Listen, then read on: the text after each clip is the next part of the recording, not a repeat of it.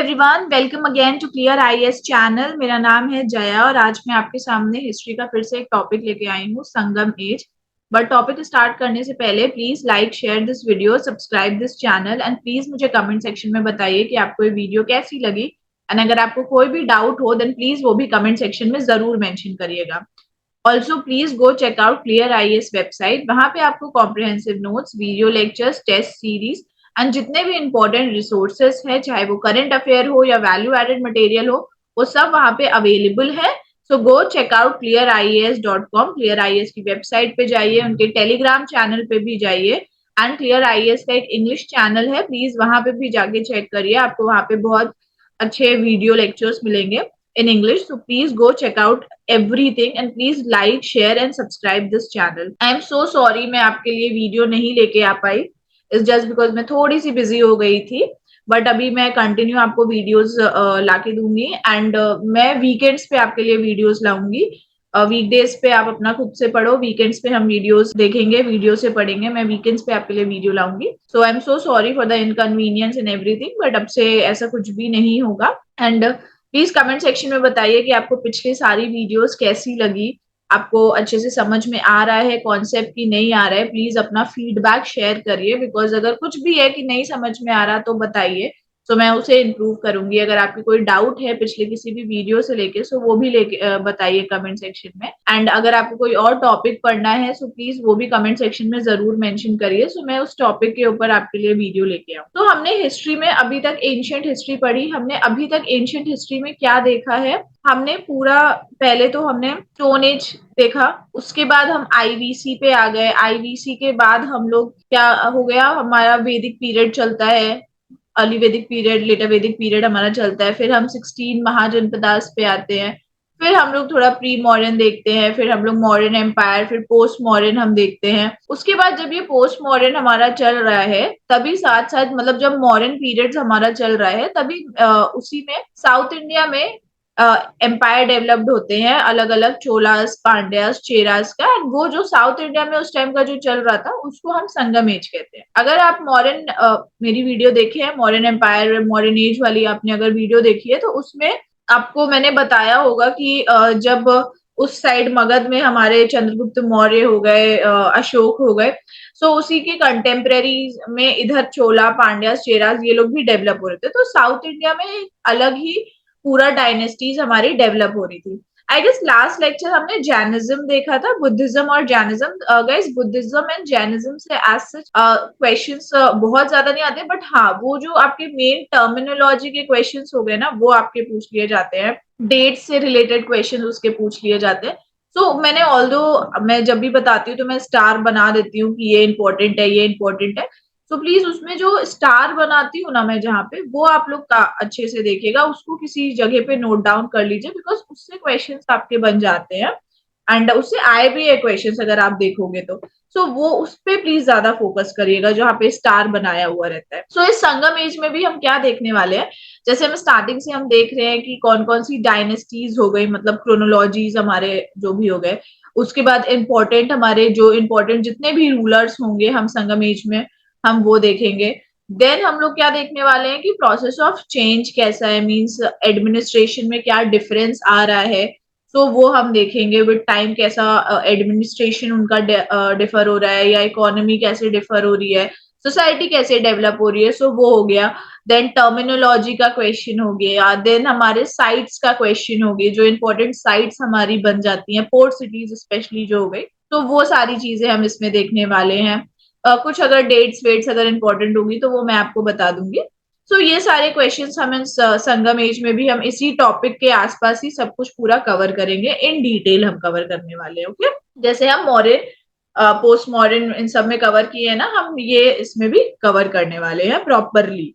And modern please आप administration modern period का आप देखो अच्छे से, बिकॉज जब हम गुप्ता पीरियड में जाएंगे ना, सो गुप्ता पीरियड में भी हमें वो एडमिनिस्ट्रेशन में बहुत सिमिलैरिटीज देखने को मिलेगा। सो प्लीज वो एडमिनिस्ट्रेशन पूरा आप अच्छे से देखिएगा।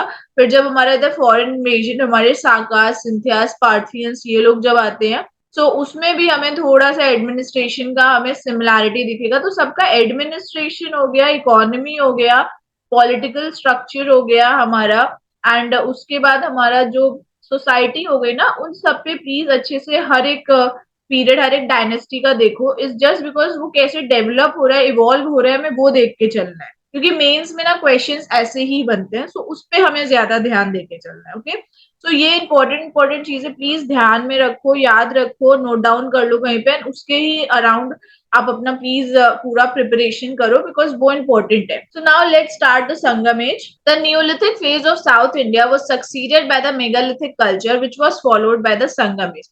अब अगर हम नॉर्थ इंडिया की बात करते हैं, सो नॉर्थ इंडिया हमने देखा था ना नियोलिथिक फेज, हम पूरा स्टोन एज होता है हमारा, देन हमारा आईवीसी आता है, देन हमारे ऋग्वेदिक, मेगालिथिक, फिर ऋग्वेदिक कल्चर्स, ये सारे हमारे आते हैं। बट यहाँ पे क्या हो रहा है ना, यहाँ पे नियोलिथिक फेज के बाद डायरेक्टली मेगालिथिक कल्चर आ रहा है। अगर हम प्रॉपरली समझे तो देखो, इन ऑल अगर हम हिस्ट्री देखते हैं इंडिया की, तो कैसे है, पहले हमारा प्री हिस्टोरिक फेज आता है, फिर प्रोटो हिस्टोरिक आता है, फिर एंशियंट आता है, फिर अर्ली मेडाइवल आता है, फिर मेडाइवल आता है, फिर मॉडर्न, फिर हम पोस्ट इंडिपेंडेंस, फिर हमारा कंटेम्प्रेरी।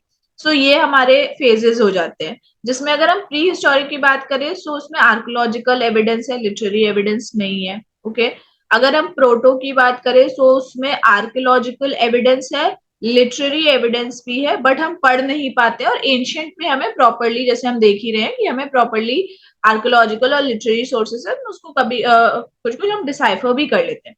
ये इन जनरल हमने इंडिया की हिस्ट्री हम देख रहे हैं। बट अगर हम नॉर्थ इंडिया की, हम सिर्फ नदर्न साइड की अगर हम देखते हैं, तो उसमें हमने क्या देखा है कि स्टार्टिंग में हमारा स्टोन एज आता है, उसके बाद हमारा आईवीसी आता है, हड़प्पन एज आता है, फिर हमारा उसी में अगर हम देखेंगे तो न्यूलिथिक फेज हो गया, सॉरी स्टोन एज में हम देखेंगे तो पहले हमारा पैलियोलिथिक, मीजोलिथिक, नियोलिथिक, और नियोलिथिक के बाद हम लोग क्या देख रहे हैं, पैलियोलिथिक, मीजोलिथिक, नियोलिथिक, नियोलिथिक के बाद अगर हम देखेंगे तो चालकोलिथिक आ जाता है, फिर हमारा आईवीसी हमारा आ गया, उसके बाद फिर हम पोस्ट हड़प्पा भी हम लोग देख लेते हैं, फिर हम उधर मेटल एज, आयरन एज की तरफ हम उधर बढ़ जाते हैं, मेगालिथिक। सो एक प्रॉपर सीक्वेंस हम देख रहे हैं। फिर हमारा अगर हम बात करते हैं एक इकोनॉमी की, तो ऋग्वेदिक से हम लेटर वैदिक में जाते हैं। सो हमारा पैस्टोरल से एग्रीकल्चर में हम डेवलप होते हैं, फिर 16 महाजनपद में अगर हम जाते हैं तो सिटी डेवलपमेंट हो रहा है। तो एक बहुत क्रोनोलॉजिकल ऑर्डर में, एक सीक्वेंसली अगर हम देखेंगे, हमें नॉर्थ साइड में ये प्रॉपर डेवलप होता हम देख रहे हैं कि कैसे इकोनॉमी डेवलप हो रही है, प्रॉपर एक क्रोनोलॉजिकल ऑर्डर में हम देख सकते हैं। बट अगर हम वहीं पे सदर्न साइड पे आते हैं, तो सदर्न साइड पे एज सच हमें एक क्लियर डेमार्केशन क्रोनोलॉजी का हमें देखने को नहीं मिलता है। इज जस्ट बिकॉज यहाँ पे क्या हो रहा है, नियोलिथिक आ रहा है, नियोलिथिक से मेगालिथिक, और मेगालिथिक से हमारा क्या आ रहा है, संगम एज आ रहा है। नॉर्थ साइड में हमको अर्बनाइजेशन के फेजेस भी देखने को मिले, जैसे अगर हम हड़प्पा आईवीसी की अगर हम बात करें तो फर्स्ट फेज ऑफ अर्बनाइजेशन देखने को मिला। फिर अगर हम महाजनपद पे आते हैं तो हमें वहां पे सेकेंड फेज ऑफ अर्बनाइजेशन देखने को मिला। बट हम साउथ की अगर हम बात करेंगे तो नियोलिथिक हुआ, मेगालिथिक हुआ, फिर डायरेक्टली संगम एज में ही हमारा अर्बनाइजेशन हो रहा है। सो हमें वहां पे फेजेस ऑफ अर्बनाइजेशन देखने को नहीं मिला, कैसे इवॉल्व हुआ, मीन्स सोसाइटी या इकोनॉमी कैसे इवॉल्व हुई, ये हमें क्लियर डिमार्केशन हमें संगम एज में देखने को नहीं मिला, जितना हमें कहाँ पे मिल रहा है, नदर्न साइड में हमें देखने को मिल रहा है। हमें सदर्न साइड में नहीं देखने को मिला, नदर्न साइड में हमें प्रॉपरली देखने को मिल रहा है कि कैसे नियोलिथिक हो रहा है, उसके बाद चालकोलिथिक फेज आ रहा है, फिर आयरन एज हमारा आ रहा है, मेटल एज, ब्रॉन्ज एज आया, फिर हमारा ऋग्वेदिक, हमारा अर्ली ऋग्वेदिक, लेटर वैदिक एज आया, फिर महाजनपद आ रहा है, फिर मौर्यन एम्पायर। तो हमें एक क्लियर डेवलपमेंट ऑफ क्या देखने को मिल रहा है, economy, society, in everything. But urbanisation के हमें फेजेस देखने को मिले, clear demarcation, clear chronological order में हमें देखने को मिल रहा है। बट वहीं पे सदर्न साइड में क्या हो रहा है कि नियोलिथिक हुआ, फिर मेगालिथिक आया, फिर डायरेक्ट संगम एज आ गया। तो हमें बीच में एक क्रोनोलॉजिकल ऑर्डर, एक क्लियरली हमें ये पता नहीं चल रहा कि सदर्न साइड में कि वो कैसे डेवलप हुआ सदर्न इंडिया हमारा, क्योंकि हमें डायरेक्टली अर्बनाइजेशन संगम एज में देखने को मिला, हमें नहीं देखने को मिला कि कैसे एग्रीकल्चर, पैस्टोरल इकोनॉमी हमारी एग्रीकल्चर में डेवलप हुई, फिर सिटी में डेवलप हुई, जैसे हम नदर्न साइड में देख रहे हैं। संगम में हमें डायरेक्टली अर्बनाइजेशन दिखा दिया गया है। सो ये हमारा एक डिफरेंस आया सदर्न साइड और हमारा नॉर्दर्न साइड में, ये हमारा डिफरेंस आया. So neolithic phase of south India was succeeded by the megalithic culture which was followed by the Sangam age. So Sangam age या साउथ साइड में नियोलिथिक फेज के बाद डायरेक्टली क्या आ रहा है, हमारा मेगालिथिक कल्चर आ रहा है. मेगालिथिक कल्चर के बाद डायरेक्टली हमारा संगम एज. ये जो ऑप्शनल की तैयारी कर रहे हैं ये उनके लिए बहुत इंपॉर्टेंट पॉइंट हो जाता है. तो वो डिटेल में जब आप पढ़ने जाओगे ना, नियोलिथिक टू मेगालिथिक, जब आप ऑप्शनल की जब तैयारी करोगे जो हिस्ट्री लेके जा रहे हैं, सो उसमें ये डिटेल में आपको और अच्छे से कॉन्सेप्ट क्लियर होता है. Next is Sangam period or age, particularly referring to the third Sangam period, is the period of history of ancient Tamil Nadu, Kerala and parts of Sri Lanka, then known as Tamilakam, spanning from 6th century BCE to 3rd century CE. अच्छा, अगर timeline की भी बात करें तो यहाँ पे timeline क्या हो रहा है कि 1200 BC से 3rd सेंचुरी तक हमको क्या देखने को मिल रहा है, हमें ये संगम एज देखने को मिल रहा है. जो हमारा लेटर ऑन एंड हमारा हो रहा है 3rd सेंचुरी एडी तक हमारा वो एंड हो रहा है. सो ये इनका टाइमलाइन भी इस तरीके से. सो बीच में हमें इसमें फिर से कहीं पे भी देखने को नहीं मिल रहा है clear chronological order of change, process of change clearly हमें इसमें देखने को नहीं मिला. सो संगम पीरियड या संगम एज अगर हम बात करेंगे तो यहाँ पे हम थर्ड संगम पीरियड की बात करते हैं. संगम एज भी हमारा 3 में डिवाइडेड होके रखा है. जब लिटरेचर हम उसमें देखेंगे ना संगम लिटरेचर, तो उसमें पता लगेगा फर्स्ट संगम, सेकंड संगम, थर्ड संगम. सो ऐसे डिवाइडेड होके रखा है 3 पीरियड में. सो यहाँ संगम पीरियड या एज की जो हम बात करते हैं वो पर्टिकुलरली हम लोग थर्ड संगम पीरियड की बात करते हैं, बिकॉज वहीं पे सबसे ज्यादा हमें एविडेंसेस लिटरेचर देखने को मिले हैं. सो ये जो पीरियड है ये हमें एंशियंट तमिलनाडु के बारे में, केरला के बारे में, कुछ श्रीलंका के पार्ट्स के बारे में हमें संगम एज में, संगम पीरियड में बताया जाता है. It was named after the well known Sangam schools of poets and philosopher based in Madurai. So ये संगम पीरियड, संगम का मतलब होता है कॉन्फ्लुएंस, टुगेदर. सो ये जो संगम पीरियड, ये जो नाम जो आया है हमारा, वो कैसे पड़ा कि कुछ वेल नोन पोएट्स थे, फिलोसफर्स थे मदुरई के. सो उन्हीं से हमें ये संगम पीरियड ये एक नाम मिला है.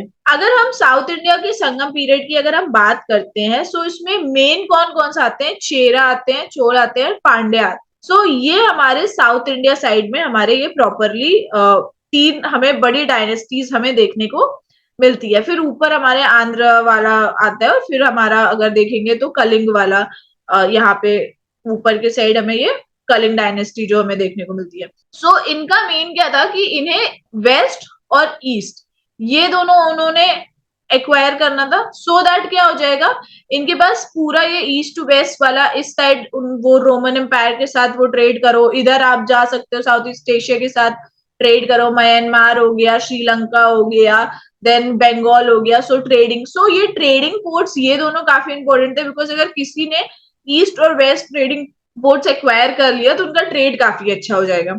सो ये चोल, चेरा, पांड्यास जो थे, सो उनका ये मेन, अभी हम ट्रेडिंग पोर्ट्स भी आगे देखेंगे, सो आपको पता लगेगा importance of the trading ports, क्यों इन्होंने इस साइड के वो ट्रेडिंग पोर्ट्स इन्हें ज्यादा चाहिए थे. सो अब हम आगे देखते हैं. ये अगर और आप देखो यहाँ पे अगर आपको देखने को मिलेगा, सो ये चोल आते हैं. ओके, यहाँ पे इसमें उराई और मदुरई इनकी इंपॉर्टेंट सिटीज हो गई. फिर अगर हम इधर आते हैं तो ये चेर आते हैं, चेराज आते हैं. फिर इधर पांड्या आते हैं. तो इसमें पोर्ट सिटीज भी कन्याकुमारी, कोरकई, फिर नागापट्टनम, वेनी, कावेरी पट्टनम हो गया, टोंडी हो गया, मुजुरिस भी एक हमारी पोर्ट सिटीज अभी आएंगी. सो ये सारी इनकी पोर्ट सिटीज हमारी हो गई थी. It was named after the Sangam academics that flourished during that era under the royal patronage of the Pandyan rulers of Madurai. So ये जो संगम पीरियड का नाम यही बताया गया है कि कुछ संगम एकेडमिक्स थे, उनके नाम पे ये एरा जो था वो एक नाम पड़ा, ये संगम पीरियड ये नाम पड़ा, ये एरा इतना फ्लरिश्ड इसीलिए बोला गया, इतना प्रोमिनेंट ये संगम पीरियड आया, just because of the literature, just because of the जो भी स्कॉलर्स, एकेडमिक्स और जो पोएट्स थे उनकी वजह से ही ये जो पीरियड था वो इतना फ्लरिश किया है. एंड जो पांड्यन रूलर्स थे उनके रॉयल पैट्रोनेज के अंदर, ऑल्दो चेरा चोल भी थे, बट क्या हुआ था कि बाद में पांड्यंस ने क्या किया था, एक्वायर कर लिया था. तो इसीलिए उनका पांड्यन रूलर्स का अगर हम देखेंगे स्टेटस जो था पॉलिटिकली वो स्ट्रांग हो गए थे, जस्ट बिकॉज बाद में उन्होंने ही सब कुछ एक्वायर कर लिया। Eminent intellectuals gathered at the Sangams to serve as censors, and the best writing was rendered in the form of anthologies. So जो अच्छे और दिग्गज जो intellectuals थे, poets थे, वो लोग एक मीटिंग करते थे, आते थे, एंड लिटरेचर सुन के होते थे, जो भी बेस्ट राइटिंग होती थी उसको पब्लिश किया जाता था। सो ये सारी चीजें इसमें बताई गई है। These literary works were among the first examples of Dravidian literature, और ये जो सारी लिटरेरी वर्क्स थे ये पहला एक सबूत एग्जाम्पल था Dravidian literature. The Sangam age is the period in the early history of south India when a large number of poems in Tamil were composed by a number of authors. So अगर हम properly देखेंगे, lemon term में देखेंगे संगम as क्या है, तो संगम as वो period है हिस्ट्री का, early history of south India का, जहाँ पे बहुत ज्यादा नंबर ऑफ पोएम्स हो गए, लिटरेचर वर्क जो हो गए वो डेवलप हुई थी तमिल में, एंड उसको बहुत दिग्गज ऑथर्स जो थे उन्होंने क्या किया था, कंपोज किया। सो संगम एज हमारा बेसिकली क्यों पॉपुलर था, क्यों प्रोमिनेंट था, is just because of the poems, is just because of the literature that was composed by a number of authors during that time. The age extend from around 300 BCE to 300 CE and constitute an important development in the history of South India. So as अगर हम देखेंगे, जैसे हम पहले पढ़े हैं, तो 300 BCE से 300 CE तक चला है, एंड इसमें इस टाइम पे साउथ इंडिया में काफी डेवलपमेंट हुआ है, साउथ इंडिया की हिस्ट्री में काफी डेवलपमेंट हुआ है। स्पेसिफिकली अगर हम बात करेंगे तो art and architecture, culture, literature, इसमें ज्यादा डेवलपमेंट हमें देखने को मिला है। However, there is no unanimity among the scholars about the chronology of Sangam age. अब यूनानिमिटी यहाँ पे क्यों नहीं दिखाई देती है, क्योंकि तीन हमारे प्रोमिनेंट डायनेस्टीज थी, चेरा, चोल और पांड्यंस की तीन प्रोमिनेंट डायनेस्टीज थी। अब चेरा हो गए या पांड्यंस हो गए, चोल हो गए, उन्होंने क्या किया, कुछ जो भी राइटर्स थे, ऑथर्स थे, पैट्रनाइज किया। अब अगर आप बताओ, अगर आप किसी के घर में रहते हो तो आप उसकी तारीफ करोगे कि नहीं करोगे?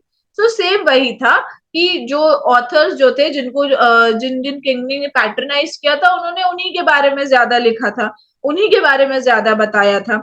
सो इसीलिए कोई यूनानिमिटी नहीं रही स्कॉलर्स के बीच में संगम एज को लेके कि संगम एज की क्रोनोलॉजी क्या होनी चाहिए, कि कौन से जो किंगडम था वो प्रोमिनेंट हुआ, कौन सा किंगडम पहले आया या बाद में आया।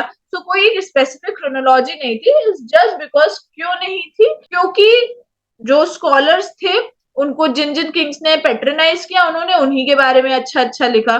सो इसीलिए हमें यहाँ पे कुछ यूनानिमिटी नहीं दिखती है, हमें एक स्पेक्यूलेटिव हमें क्रोनोलॉजी यहाँ पे देखने को मिलती है। However, the most probable date of the Sangam literature has been fixed between 3rd century BC to 3rd century AD on the basis of literary, archaeological and numismatic evidence. But अगर हम literary, archaeological and numismatic evidence की बात करेंगे तो एक हमें proper एक chronology order क्या देखने को मिलता है, 3rd सेंचुरी बीसी से 3rd सेंचुरी एडी। ये हमें literary, archaeological and numismatic evidence के बेस पे मिलता है, ये इंपॉर्टेंट है। Historians and ideologists regard the Sangam period as the classical age of the Tamil analogues of the age of classics in Greece and Rome to that of the Renaissance of later period in Europe. So जो historians हो गए, ideologists हो गए, उन्होंने बोला कि जो संगम period है वो एक क्लासिकल एज है तमिल पोएम्स का, तमिल एनालॉग्स का। The term Sangam literally means confluence. Sangam का मतलब क्या होता है, कॉन्फ्लुएंस या टुगेदर, एक साथ एक चीज को लाना। जैसे इलाहाबाद में संगम देखते हैं ना, 3 नदियों से वो बन के बना है। सो वही कॉन्फ्लुएंस मतलब एक साथ मिलना। However, in the context of the early South Indian history, this term can be rendered into English as an assembly, a college, or an academy of learned people held under the patronage of the Pandyan kings who were great lovers of literature and fine arts. But अगर हम context एक normally हम layman term या English की अगर हम term में बात करेंगे तो क्या हो गया कि संगम एज एक बेसिकली एक असेंबली या कॉलेज या एकेडमी हो गई काफी अच्छे ऑथर्स, लर्नड, एजुकेटेड लोगों की, एंड जिसको पैट्रनाइज किया पांड्यन किंग्स ने, और जो पांड्यंस जो थे वो काफी ज्यादा ग्रेट लवर्स थे लिटरेचर के एंड फाइन आर्ट्स के। The Sangam was a voluntary of organisation of poets, means जिसका मन है वो आओ पोएम्स या अपने जो भी कंपोज आपने किया है वो बताओ. So it is voluntary basically. It was similar to a round table conference which was allowed sitting room only to a authentic poet. So जैसे कि हम यहाँ पे कॉन्फ्रेंसेस देखते हैं ना, राउंड टेबल कॉन्फ्रेंसेस, तो सिमिलर आप वैसे ही एक सेटअप मान के चलो कि एक राउंड टेबल कॉन्फ्रेंस टाइप का सेटअप है जिसमें लोग आते हैं, ऑथेंटिक पोएट आते हैं, बैठते हैं, डिस्कस करते हैं about their literary works and everything. According to the Tamil legends, there were three Sangams, Academy of Tamil Poets, held in the ancient जो एंशियंट साउथ इंडिया में कंडक्ट हुए हैं एंड उस प्लेस का जो नाम इन्होंने बताया गया है वो मुझे चंगम बताया है. These Sangam flourish under the royal patronage of Pandya kings of Madurai. और ये जो संगम्स थे, जो तीन संगम्स थे, वो हमारे फ्लरिश्ड हुए हैं under the royal patronage of Pandyan king of जो मदुरई के थे.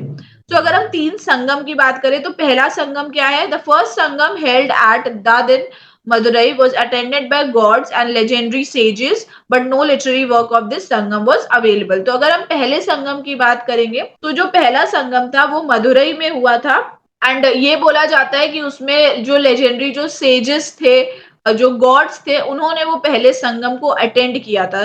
सो इसीलिए वो, बट ये फर्स्ट संगम बहुत स्पेक्यूलेटिव है बिकॉज कोई लिटरेरी वर्क नहीं है संगम का. इस फर्स्ट संगम को इतना महत्व नहीं दिया गया जस्ट बिकॉज अगर आपके पास कोई लिटरेरी एविडेंस नहीं है सपोर्ट करने के लिए, तो आप कैसे बोल सकते हो कि उस असेंबली, उस संगम जो हमारा असेंबली हुई थी उसमें हुआ क्या था basically. The second Sangam was held at Kapadapuram but the all the literary works had perished except तोलका PM.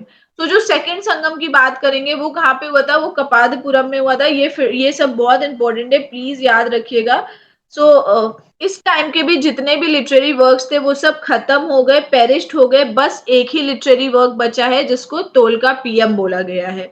फिर आता है हमारा थर्ड संगम. थर्ड संगम हमारा मदुरई में हुआ था. was founded by मुदाथी रुमारन. It was attended by large number of poets who produced voluminous literature, but only a few had survived. Third Sangam की ही हम ज्यादातर बात करते हैं बिकॉज थर्ड संगम हमारा नॉर्थ मदुरई में हुआ था. इसके इसीलिए बात करते हैं बिकॉज इससे संगम से हमें काफी ज्यादा लिटरेरी सोर्सेस मिले हैं, इसीलिए हम ज्यादातर मींस थर्ड संगम की ही हम बात कर रहे हैं.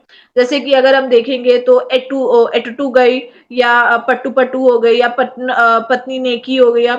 ये सारे जो भी इंपॉर्टेंट लिटरेरी सोर्सेस हैं ये सारे हमें थर्ड संगम से मिलते हैं. So that's why we talk about the third Sangam. अब अगर हम संगम लिटरेचर की तरफ थोड़ा बढ़ते हैं.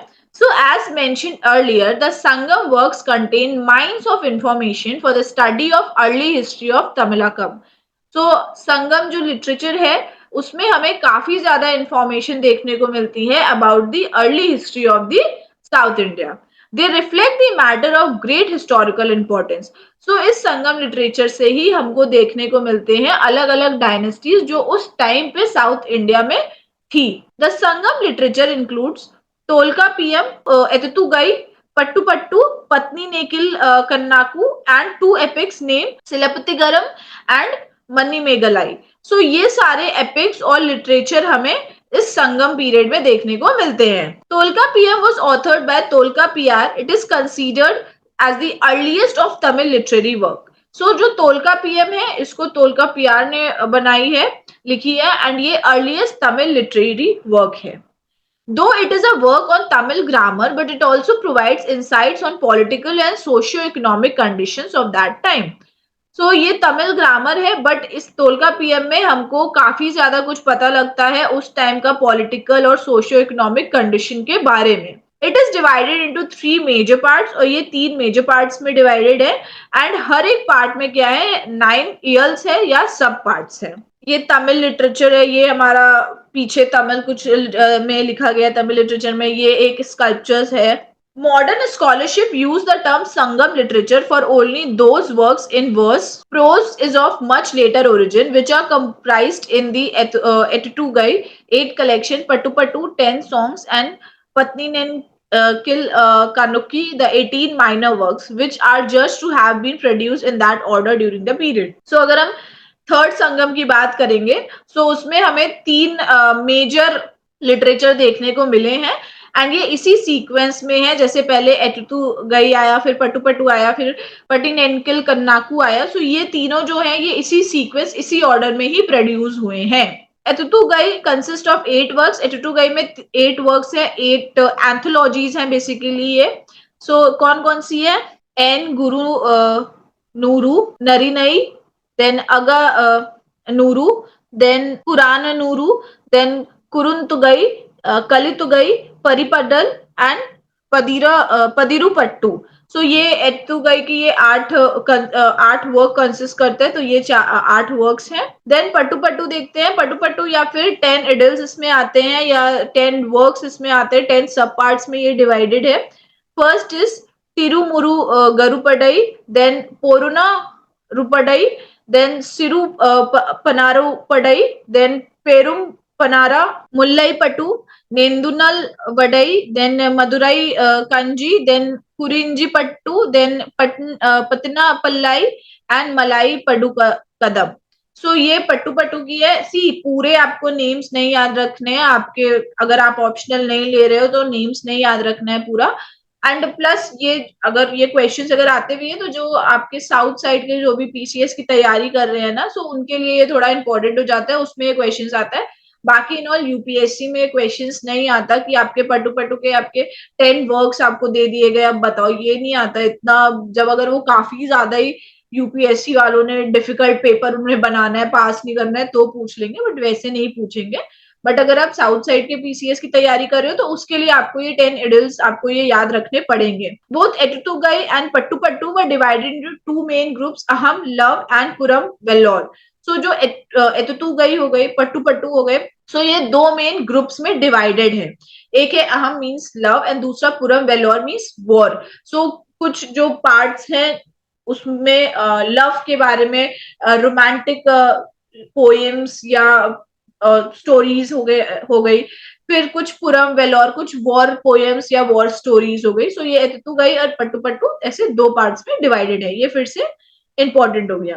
देन पत्नी नेनकिल कन्नुका, ये इसमें 18 वर्क्स आते हैं, 18 वर्क्स आते हैं एथिक्स एंड मॉरल्स के बारे में। The most important among these work is Tirukkural, authored by Thiruvalluvar, the Tamil great poet and philosopher. ये फिर से इंपॉर्टेंट हो गया। सो जो आपका जो पत्नी नेनकिल कन्नाकू आता है, उसमें जो इम्पोर्टेंट वर्क है वो है तिरुकुराल, जिसको किसने लिखा है? थिरुवल्लुवार ने लिखा है, जो ये ग्रेट तमिल पोएट है, फिलोसफर है। संगम एज थिरुवल्लुवार स्टैच्यू कन्याकुमारी। अगर हम देखेंगे तो हमें थिरुवल्लुवार का स्टैच्यू में कन्याकुमारी में देखने को मिलता है। अब अगर हम एपिक्स पे जाते हैं, ये हम संगम लिटरेचर की बात की है। संगम लिटरेचर में फर्स्ट संगम, थर्ड संगम, सेकंड संगम, थर्ड संगम में आते हैं।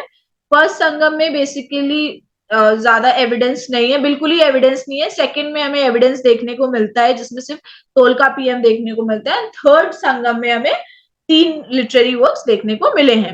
अब अगर हम एपिक्स की बात करेंगे, so further the so called 5 epics, the 5 great poems include Jivaka Chintamani, Silappatikaram, Manimekalai, वल्लयपथी and Kundla केसी। सो कुछ 5 एपिक्स हैं। जैसे अगर हम नॉर्थ इंडिया हमारे बात करते हैं, महाभारत रामायण हमारे पास है, वैसे ही साउथ में भी ऐसे 5 एपिक्स हमारे दिए गए हैं, जिनका नाम है जीवा का चिंतामणि, शिलापतिकरम, मन्नी मेकालाई, वाल्यापथी एंड कुंदला केसी, जिसमें शिलापतिकरम और मन्नी मेकालाई काफी इंपॉर्टेंट आ जाता है। अगर हम शिलापतिकरम की बात करेंगे तो इसको इलांगो अदिगाल ने लिखा है। ये ग्रैंडसन है करिकाला के, द ग्रेट चोला किंग। अभी जब हम आगे देखेंगे ना सब, तब आपको पता चलेगा कि यहाँ पे थोड़ा सा क्या हो रखा है, स्पेक्यूलेशन हमारा आ जाता है, कंफ्यूजन आ जाता है। इज जस्ट बिकॉज इलांगो अधिकाल में, इलांगो अधिकाल जो है उसमें ये उनको बताया गया है कि जो चेरा किंग जो थे ना, सेंगुतो वन जो है, उनके ये यंगर ब्रदर है इलांगो अधिकाल। अब यहाँ पे ग्रैंडसन करिकाला के बता दिए गए जो चोल किंग है। तो ये थोड़ा कॉन्फ्लिक्ट वाला है। जब हम अभी आगे पढ़ेंगे चेरा और चोल के बारे में तो आपको और क्लियरली ये समझ में आ जाएगा। It is a story of merchant Kovalan who falls in love with a courtesan called Madhavi of Kaveri Pattinam, neglecting his noble wedded wife Kannagi. Kannagi in the end takes the revenge of the death of her husband at the hands of the Pandyan kings and becomes a goddess. It marks the beginning of Kannagi cult or Patani cult. So ये जो हमारा सिलपति करम है वो हमारी एक story है, basically epic है. सो इसमें क्या है, एक मर्चेंट है कोवलन. सो वो प्यार में पड़ जाते हैं कोर्टिसंस के, जिनका नाम है माधवी. वो कावेरी पट्टनम की है. सो उन्होंने एक तरीके से इनफिडिलिटी की, चीट किया अपनी वाइफ कन्नागी को. सो अब ये सारा जो भी मामला था ये पहुंच गया राजा के दरबार में. सो राजा ने क्या कर दिया, जो कोवलन थे, जो मर्चेंट, जो कन्नागी के जो हस्बैंड थे, उनको मार दिया. सो कन्नागी ने बोला ये हमारा फैमिली मैटर था, इसमें हम सॉर्ट आउट कर लेते, आपने क्यों ही मारा उनको. सो फिर कन्नागी ने क्या किया, रिवेंज लिया अपने हस्बैंड की डेथ का, और उन्होंने जो सिटी थी उसको आग लगा दी. सो उससे क्या हुआ, फिर कन्नागी बाद में एक गॉडेसेस बन गई. सो इसी से कन्नागी कल्ट या पत्नी कल्ट हमारा स्टार्ट होता है. सो साउथ में कन्नागी जो है उनको एक गॉडेसेस की तरीके से पूजा जाता है. फिर अगर हम मन्नी मेकालाई की बात करेंगे, so it was written by Seethalai Sattanar. Also provides valuable information on the Sangam polity and society. Deals with the adventure of Manni Mekalai, the daughter of Kovalan and Madhavi mentioned in the earlier epic. However, this epic is more of religious interest rather than literary interest. Manni Mekalai mainly to propound the Buddhist doctrine among Tamil. So फिर आता है मन्नी मेकलाई. सो मन्नी मेकलाई को किसने लिखा है, सीतालाई सतनार ने लिखा है. ये फिर से इंपॉर्टेंट हो गया. सो ये इस मनी मेकलाई में हमें काफी ज्यादा इंपॉर्टेंट इंफॉर्मेशन मिलती है संगम पीरियड की पॉलिटी और सोसाइटी के बारे में. अब इस मनी मेकलाई में है क्या, तो इसमें ना मनी मेकलाई में जो डॉटर थे कोवलन और माधवी की जो डॉटर थी मन्नी मेकलाई, उनके एडवेंचर के बारे में बताया गया, उनके बारे में बताया गया, और उसी के थ्रू ये संगम पॉलिटी और सोसाइटी के बारे में बताया गया. ये जो एपिक है इसको ज्यादा रिलीजियसली ज्यादा इसको पूजा जाता है, माना जाता है, rather than लिटरेरी इंटरेस्ट. तो रिलीजियसली ये ज्यादा इंक्लाइंड है rather than the literary work. Manni Mekalai mainly to propound the Buddhist doctrine among Tamils. And Manni Mekalai में basically ये भी है कि Buddhist doctrine जो है वो तमिल्स में propound करना. So Manni Mekalai के थ्रू ये Buddhist doctrine को propound करना तमिल्स में ये भी है. These poetical works describe about the social, religious, economic and political condition of Tamilakam with the focus on the cities like Madurai, Puhar, Pompuhar, Kaveripatnam, वांजी, Karur. सो ये जो पोएटिकल वर्क है इसमें हमें social, religious, economic, political conditions के बारे में पता लगता है साउथ इंडिया के टाइम, साउथ इंडिया का specially in that time, at that time. और जिसमें हमें फोकस मदुरई, पुहार एंड वंजी में, वो ज्यादा उन सिटीज पे ज्यादा फोकस देखने को मिलता है, बिकॉज ये सारी जो सिटीज है वो क्या है, हमारी capitals. Also, the 18 minor works include the ethical and didactic literature. The didactic literature, which includes world famous Tirukural, is mostly in a stanza form. फिर बाकी के 18 minor works भी आते हैं, वो ethical और didactic लिटरेचर के होते हैं. जो डाइडैक्टिक लिटरेचर है उसमें वो फेमस तिरुकुराल आते हैं. ये इंपॉर्टेंट है. डाइडैक्टिक लिटरेचर में कौन से आते हैं, तिरुकुराल आते हैं. अब हम अगर बाकी के सोर्सेस ऑफ संगम पीरियड की बात करेंगे, हमें और कहाँ से संगम पीरियड के बारे में पता चला है. So aside from Sangam literature, Greek authors such as Megasthenes, Strabo, Pliny, Ptolemy indicate economic links between the West and South India. तो अगर हम संगम लिटरेचर को हटा दें तो जो भी ग्रीक ऑथर्स थे, मेगास्थनीज, स्ट्राबो, प्लिनी, पोटोलमी, इन सब ने भी हमें संगम पीरियड में के बारे में बताया है. सो कैसे पता लगा, is just because Sangam period south India में उस टाइम पे पोर्ट सिटीज काफी ज्यादा डेवलप थी. अब जब पोर्ट सिटीज काफी ज्यादा डेवलप थी तो ऑफ कोर्स सी बात है कि ट्रेड होगा ही होगा. मींस ट्रेड हमारा इधर रोमन साइड रोमन्स के साथ भी होगा, उसके बाद हमारा साउथ ईस्ट एशिया में भी हमारा ट्रेड होगा, बंगाल हो गया, श्रीलंका हो गया, हर जगह ट्रेड होगा. सो अगर ट्रेड होगा तो कुछ ना कुछ तो पता चलेगा कि नहीं चलेगा. तो जितने भी ग्रीक ऑथर्स हमारे हो गए, सो इन ट्रेडिंग रूट्स के थ्रू, ट्रेड के थ्रू ये हमें संगम पीरियड के बारे में पता चला. Also, Ashokan inscription mention about Chera, Chola and Pandya rulers to the south of Mauryan Empire. फिर अगर हम अशोक की बात करते हैं तो उस टाइम पे कंटेम्परेरीज हमें देखने को मिले थे कि चेर, चोल, पांड्यस ये सब हमारे साउथ इंडिया में उस टाइम पे थे जब मौर्यन एम्पायर हमारा नॉर्थ इंडिया में चल रहा था. सो अशोकन के इंस्क्रिप्शन से भी हमें ये डायनेस्टीज के बारे में पता चला है. The Hathigumpha inscription of Kharavela of Kalinga mention Tamil kingdoms as well. अब देखो, अगर हम यहाँ पे मैप बनाते हैं, सो यहाँ पे हमारे कौन आ गए, चेरा आ गए, यहाँ पे हमारे पांड्या आ गए, यहाँ चेर आ गए, यहाँ पांड्या आ गए, यहाँ पे हमारे चोल आते हैं। अब यहाँ के ऊपर आंध्र स्टेट हो गया, फिर यहाँ पे हमारे कलिंग हो गए, कलिंग ऑफ खारवेला, कलिंग आता है। सो अब ये पास पास ही है सब कुछ, और यहाँ पे फिर ट्रेडिंग पॉइंट्स भी है, ट्रेडिंग पोर्ट्स भी है, तो ऑफ कोर्स सी बात है कि कलिंग को कुछ ना कुछ तो पता चलेगा कि नहीं चलेगा साउथ इंडिया के बारे में। जब मॉरल्स को पता लगे तो कलिंग तो बगल में, कलिंग तो ऑफ कोर्स पता लगेगा। सो हाथी गुम्पा जो इंस्क्रिप्शन है खारवेला का, उसमें भी तमिल किंगडम्स के एग्जीबिशन है Arikamedu, Poompuhar, Kodumanal and other location demonstrate the Tamils abroad trading operation. फिर ये अरिकमेडु हो गया, पोम्पुहार हो गया, कोडुमनाल हो गया, ये सारे पोर्ट सिटीज आते हैं। सो इससे ट्रेडिंग होती थी। सो ये सारे लोकेशन से हमें क्या देखने को मिला है कि तमिल्स जो थे उनका ट्रेडिंग बाकी की कंट्रीज के साथ भी। हाँ, सो उससे भी हमें पता लगा संगम एज के बारे में। सो ये हमने पढ़ा सोर्सेस, सोर्सेस में लिटरेचर, एपिक्स एंड हमने बाकी के सोर्सेस देख लिए जो ग्रीक्स ऑथर्स ने जो भी लिखा है हमारे अशोकन इंस्क्रिप्शन खारवेला से, हमें ये सारे देखने को मिले।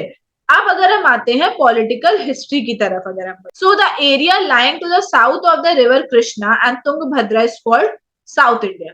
सो अगर हम साउथ ऑफ रिवर कृष्णा की बात करेंगे, तुंगभद्रा की बात करेंगे, तो उस एरिया को हमने साउथ इंडिया बोला है। The Tamil country was ruled by 3 dynasties, namely the Chera, Chola and Pandyans. ये फिर से इंपॉर्टेंट हो गया। सो जो तमिल कंट्री थी संगम एज के दौरान 3 डायनेस्टीज रूल करती थी, चेरा, चोला और पांड्यस रूल करती थी। The political history of these dynasties can be traced from the literary sources. So ये जो पॉलिटिकल हिस्ट्री अगर हम देखेंगे, सो हमें लिटरेरी सोर्सेस से हमें इन पॉलिटिकल हिस्ट्री के बारे में पता लगता है संगम एज का। सो ये हमारी चेरा इधर आ गया, पांड्यन एंड चोल, ये इंपॉर्टेंट सिटी उराई हो गया, पारंबू हो गया, मदुरई इंपॉर्टेंट सिटी हो गया। तो ये हमारे इंपॉर्टेंट सिटीज है। Ashoka mention the 3 kingdoms in the major rock edict second. फिर अगर हम अशोक की बात करेंगे, तो अशोक ने इन 3 किंगडम्स के बारे में कहा बताया है, ये फिर हमारा सोर्स ऑफ हिस्ट्री का क्वेश्चन है। सो अशोक ने हमें बताया है उनका जो मेजर रॉक एडिक्ट सेकेंड था, उसमें हमें ये 3 किंगडम्स के बारे में पता चला है। याद कर लो, बहुत इंपॉर्टेंट है कि अशोक का जो इंस्क्रिप्शन है उसमें मेजर रॉक एडिक्ट सेकंड से हमें क्या पता लगा है, इन 3 किंगडम्स के बारे में। संगम पीरियड के जो 3 किंगडम्स थे, चोल, चोला, चेरा एंड पांड्या, उनके बारे में। Hathigumpha inscription of Kharavela also provide the reference to the kingdoms of the Tamil country. ये फिर से इंपॉर्टेंट है। जो हाथीगुम्पा इंस्क्रिप्शन है खारवेला का, उसमें भी हमें क्या पता लगा है, तमिल कंट्रीज के बारे में पता लगा है। However the Sangam literature is the major source of information about the southern kingdom. But अगर हम मेजर सोर्स, ऑथेंटिक सोर्स की बात कर रहे हैं, तो वो हमारा क्या है, सदर्न किंगडम के बारे में, वो संगम लिटरेचर है। There are frequent conflicts among the 3 polities which gave larger scope to the Sangam poets to compose poems on war. अब इस संगम लिटरेचर में हमें ज्यादातर पोएम्स हमें वॉर पे देखने को मिले। इस जस्ट बिकॉज जो 3 ये जो डायनेस्टीज थी, चेरा, चोला और पांड्यस, ये हमेशा लड़ाई करती रहती थी। फ्रीक्वेंट कॉन्फ्लिक्ट्स इनमें होते ही थे, क्योंकि एक को दूसरा ऑब्जर्व करना, दूसरे को दूसरा ऑब्जर्व, हर एक किसी को दूसरा किंगडम ऑब्जर्व करना ही करना था, ताकि ट्रेड इनका बढ़े। सो इसलिए कॉन्फ्लिक्ट देखने को मिला। जब कॉन्फ्लिक्ट देखने को मिला, तो जो संगम पोएट्स थे वो ज्यादातर वो वॉर्स पे ही डिस्क्राइब करते थे। अगर हम देखेंगे तो साउथ में जो वॉर हीरो हो गए मुरुगन, उनको पूजा जाता है। अगर उसी का नाम अगर हम नॉर्थ में देखेंगे तो कार्तिकेय हो गए, सो ऐसे सिलोन हो गए। सो ये वॉर हमारे वॉर गॉड हो गए, अलग अलग नाम से अलग अलग जगह पे पूजा गया। सो ये कॉन्फ्लिक्ट्स की वजह से हमें वॉर्स के ऊपर पोएम्स, एपिक्स हमें ज्यादा देखने को मिलते हैं, और जिस पोएट को जिस किंग ने पैटर्नाइज किया, वो उसी के बारे में ज्यादा बात करेगा। सो ये चीज भी हमें देखने को मिली है। Each of the Sangam dynasties had a royal emblem, carp for the Pandyans, tiger for the Cholas and bow for the Cheras. अब हर एक संगम डायनेस्टी का एक खुद का रॉयल एम्बलम था। सो कार्ड मछली होती है, सो वो पांड्यंस के लिए थी, टाइगर चोला के लिए थी, बाव धनुष जो था वो हमारा चेरा के लिए था। अब हम 1 बाय 1 देख लेते हैं डायनेस्टीज को। सो पहले आती है चेरा। So the Cheras ruled over Kerala centre and northern region as well as Kongu area of Tamil Nadu. सो जो चेरास थे उन्होंने रूल किया केरला के सेंटर से लेके नॉर्दर्न रीजन तक, as well as Kongu area of Tamil Nadu. सो चेरा ने केरला के सेंटर से लेके वो नॉर्दर्न तक उन्होंने, ये चेरा का ये पूरा किंगडम है। सो उन्होंने केरला के सेंटर से लेके नॉर्दर्न तक उन्होंने रूल किया, और फिर कोंगू जो तमिलनाडु है वो पार्ट उन्होंने इतना रूल किया था चेरा ने। Their capital was Vanji and they control the ports on the west coast Muziri and Tondi. ये फिर से इंपॉर्टेंट हो गया है क्योंकि इसमें दो चीज आई, एक तो उनकी कैपिटल आई, चेरा की कैपिटल क्या है हमारी, वंजी है, एंड उनका जो मेन पोर्ट है वो क्या है, मेन पोर्ट उनका म्यूजूरिस है, ये गलत है स्पेलिंग, MUZIRS, म्यूजूरिस। और टोंडी जो है वो इंपॉर्टेंट पोर्ट सिटीज है वेस्ट कोस्ट पे चेरा की। Cheras insignia was a bow and arrow, और चेरा का जो सिंबल था, रॉयल सिंबल, वो क्या है, वो उनका बो है। The history of the Chera was marked by a continuous fight with the Cholas and Pandyans. So अगर हम चेरा की बात करेंगे, सो कंटिन्यूअस वो लड़ाई लड़ते गए हैं चोलास एंड पांड्यंस के साथ, इज जस्ट बिकॉज उनको उनका किंगडम भी एक्वायर करना था। सेम पांड्यंस को चोला और चेरा का करना था, चोला को चेरा और पांड्या का करना था, तो ऐसे कंटिन्यूअस फाइट हुई है। The Pugalur inscription of the first century AD had reference of 3 generation of Chera rulers. फिर से ये बहुत इंपॉर्टेंट हो जाता है। सो जो पुगलूर इंस्क्रिप्शन है फर्स्ट सेंचुरी एडी का, उसमें हमें चेरा रूलर्स के 3 जनरेशन के बारे में पता चला है। Pathitrupathu also provides information on Chera king. फिर नेक्स्ट एक और इंपॉर्टेंट सोर्स ऑफ हिस्ट्री का क्वेश्चन है। सो जो पडेरू पट्टू है उसमें भी हमें चेरा किंग्स के बारे में काफी कुछ पता चला है। Perum Sorru Udiyan Cheralathan, Mayavaramban, Nedum Cheralathan, Cheran Senguttuvan were the famous rulers of this dynasty. अगर हम फेमस रूलर्स की बात करेंगे, सो ये 3 फेमस रूलर्स हैं इस डायनेस्टी के। Cheran Senguttuvan belong to second century C, was the greatest Chera king. But अगर हम ग्रेटेस्ट चेरा किंग की बात करेंगे तो वो कौन है, वो चेरन सेंगुतुवन है। ये फिर से इंपॉर्टेंट क्वेश्चन हो गया। सो चेरन सेंगुतुवन हमारे इंपॉर्टेंट या ग्रेटेस्ट चेरा किंग हो गए हैं चेरा डायनेस्टी के। His younger brother was Ilango Adigal, the author of Silappatikaram. अब ये जैसे मैंने आपको पहले बताया कि वहां पे क्या लिखा है, ग्रैंडसन लिखा है करिकाला का, जो चोला किंग थे। बट अब यहाँ पे क्या लिख दिया गया है, यहाँ पे यंगर ब्रदर है किसके, ये सेंगुतुवन के। इलांगो अधिगाल क्या है, यंगर ब्रदर है चेरन सेंगुतुवन के, और ये इन्होंने लिखा है सिलपतिकरण। सो अगर क्वेश्चन आता है कि हु इज इलांगो अधिगाल, तो आप यही लिखोगे कि he is the younger brother of Cheran Senguttuvan, जो चेरा किंग थे, उनके ये यंगर ब्रदर है Ilango Adigal. Senguttuvan often known as the red Chera or good Chera was the greatest monarch of Cheras in second century AD. और सेंगुतुवन को रेड चेरा या गुड चेरा भी बोला गया है। Senguttuvan is known for his expedition to the Himalayas. He is believed to have crossed the Ganga and defeated many North Indian monarchs, which might be an exaggeration. अब देखो, अगर किसी रूलर ने अगर हिमालय के ऊपर एक्सपीडिशन किया है या उन्होंने नॉर्थ इंडियन मोनार्क्स की किसी किंग को उन्होंने डिफीट किया है, तो हमें उनका लिटरेरी सोर्स कहीं ना कहीं तो मिलेगा। हमें नॉर्थ इंडिया में भी कहीं ना कहीं लिटरेरी सोर्स मिलेगा, बट हमें कहीं मिला, हमें कहीं भी नहीं मिला। सो इसीलिए ये काफी एग्जैजरेट कर दिया गया है। जैसे मैंने आपको पहले बताया कि जिस भी किंग ने जिस भी ऑथर को पैटर्नाइज किया होगा, पोएट को पैटर्नाइज किया होगा, वो उस किंग की बहुत बड़ा चढ़ा के तारीफ करेगा। सो ऑफ कोर्स सी बात है, यहाँ पे भी काफी बड़ा चढ़ा के एग्जैजरेट करके बताया गया कि जो सेंगुतुवन थे उन्होंने हिमालय पे एक्सपीडिशन किया, उन्होंने गंगा क्रॉस किया, उन्होंने नॉर्थ इंडिया के मोनार्क्स को हराया। तो ये काफी ज्यादा एग्जैजरेट करके बताया गया है, ये स्पेक्यूलेटिव है, इसमें कोई हमें एविडेंस देखने को नहीं मिला है। Senguttuvan introduce the Pattini cult और the worship of Kannagi as the idol wife in Tamil Nadu. अगर हम बात करेंगे तो सेंगुतुवन ने इंट्रोड्यूस किया था पत्नी कल्ट, जो हमने पहले देखा है, तो पत्नी कल्ट उन्होंने इंट्रोड्यूस किया था, या वर्शिप ऑफ कन्नागी, कन्नागी को आइडल वाइफ बोला गया तमिलनाडु में। The stone for making the idol of Kannagi was brought by him after his Himalayan expedition। और ये बताया गया कि जब वो हिमालय एक्सपेडिशन से वापस आ गए तो उन्होंने वहां से वो स्टोन लाके एक आइडल बनाया गया था कन्नागी का। तो consecration ceremony was attended by many princes included the Gajabahu second from Sri Lanka. So ये जो कॉन्सिक्रेशन सेरेमनी थी उसको बहुत सारे प्रिंसेस ने अटेंड किया था, जिसमें से गजभागु सेकंड फ्रॉम श्रीलंका के भी थे। सो इससे हमें क्या पता चलता है कि उनका कॉन्टैक्ट श्रीलंका के साथ भी था। सेंगुतुवन was succeeded by Perunjiral Adan, who was the contemporary of great Chola king Karikala. अब जो सेंगुतुवन थे उनको किसने सक्सीड किया? पेरुंजिराल अदान ने सक्सीड किया, जो किसके कंटेम्परेरी थे? चोला किंग करिकाला के थे। तो ये फिर से एक इंपॉर्टेंट क्वेश्चन है हमारा।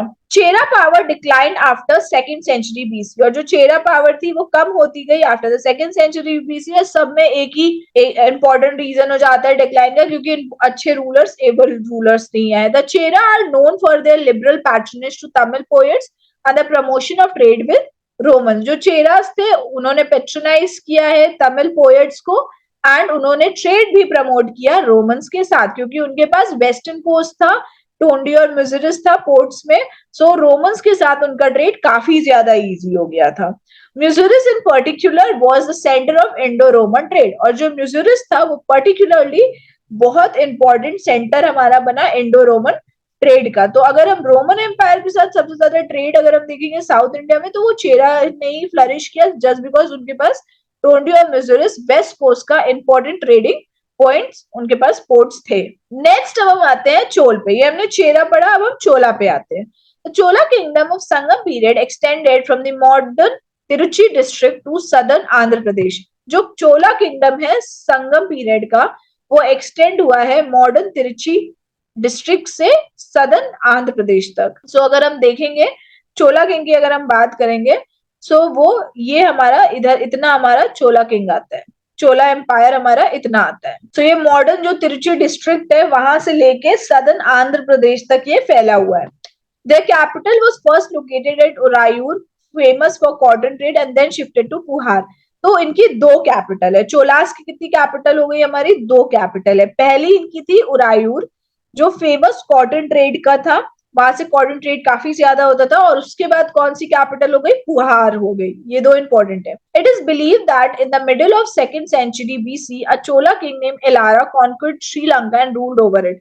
अब ये भी बोला जाता है कि middle of the second century BC के आसपास जो चोला किंग थे जिनका नाम एलारा था, उन्होंने श्रीलंका को कॉन्कर किया और वहां पे रूल किया। ये भी बहुत एग्जैजरेट करके ही बताया गया है। सो ये चोला एम्पायर है। और अगर हम देखेंगे इधर ट्रेडिंग पॉइंट्स अगर हम देखेंगे, सो इस साइड तो अगर हम चेरास का देख लेते तो इधर रोमन एम्पायर के साथ, अगर इधर हम ट्रेडिंग देखेंगे सो इधर पूरा साउथ ईस्ट एशिया के साथ हमारा ट्रेड हो रहा है, हमारा इधर बंगाल रीजन के साथ हमारा पूरा ट्रेड हो रहा है, श्रीलंका के साथ हमारा ट्रेड हो रहा है, देन इधर हमारा म्यांमार, मलेशिया, इन सब के साथ भी ट्रेड हो रहा है। तो ये पूरा ट्रेड रूट्स हमारे इधर है। तो ये चोला टेरिटरी है, ये हमारी चोला टेरिटरी है, चोला इन्फ्लुएंस हमारा इतना देखने को मिला है just because of their trading points, and उनका जो स्ट्रेटेजिक लोकेशन है वो भी काफी अच्छा है।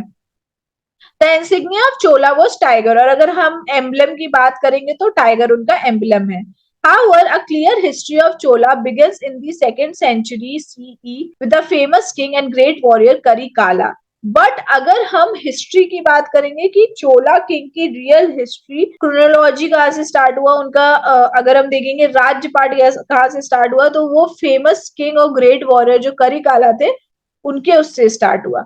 करिकाला से पहले जो आए थे उनके बारे में इतना हमें नहीं पता है। Karikala was well known Sangam Chola ruler. जो करिकाला है ये वेल नोन ग्रेट वॉरियर है, Chola ruler. Karikala means the man with charred legs. तो करिकाला का मतलब होता है कि वो इंसान जो पैर वो ढंग से नहीं चल पा रहे हैं, पैर में उनकी खराबी, सो वो है। Pattinappalai portrays his early life in his military conquest. तो जो ये फिर से इंपॉर्टेंट सोर्स ऑफ हिस्ट्री का क्वेश्चन हो गया। जो पत्तनम पल्लाई है उसमें हमें करिकाला के अर्ली लाइफ, उनकी पहली जिंदगी के बारे में, उनके मिलिट्री कॉन्क्वेस्ट के बारे में हमें पता चलता है। He was contemporary of पेरुंजिराल अदान, the Chera king whom he defeated. और ये क्या है? फिर से ये इंपॉर्टेंट हो गया हमारा।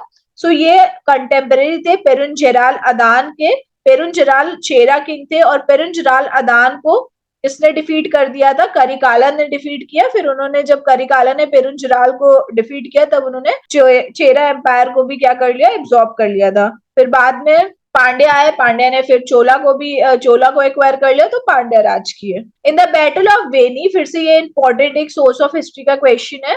So in the Battle of Veni, he defeated the mighty confederacy consist of Chera, Pandan, 11 minor chieftain.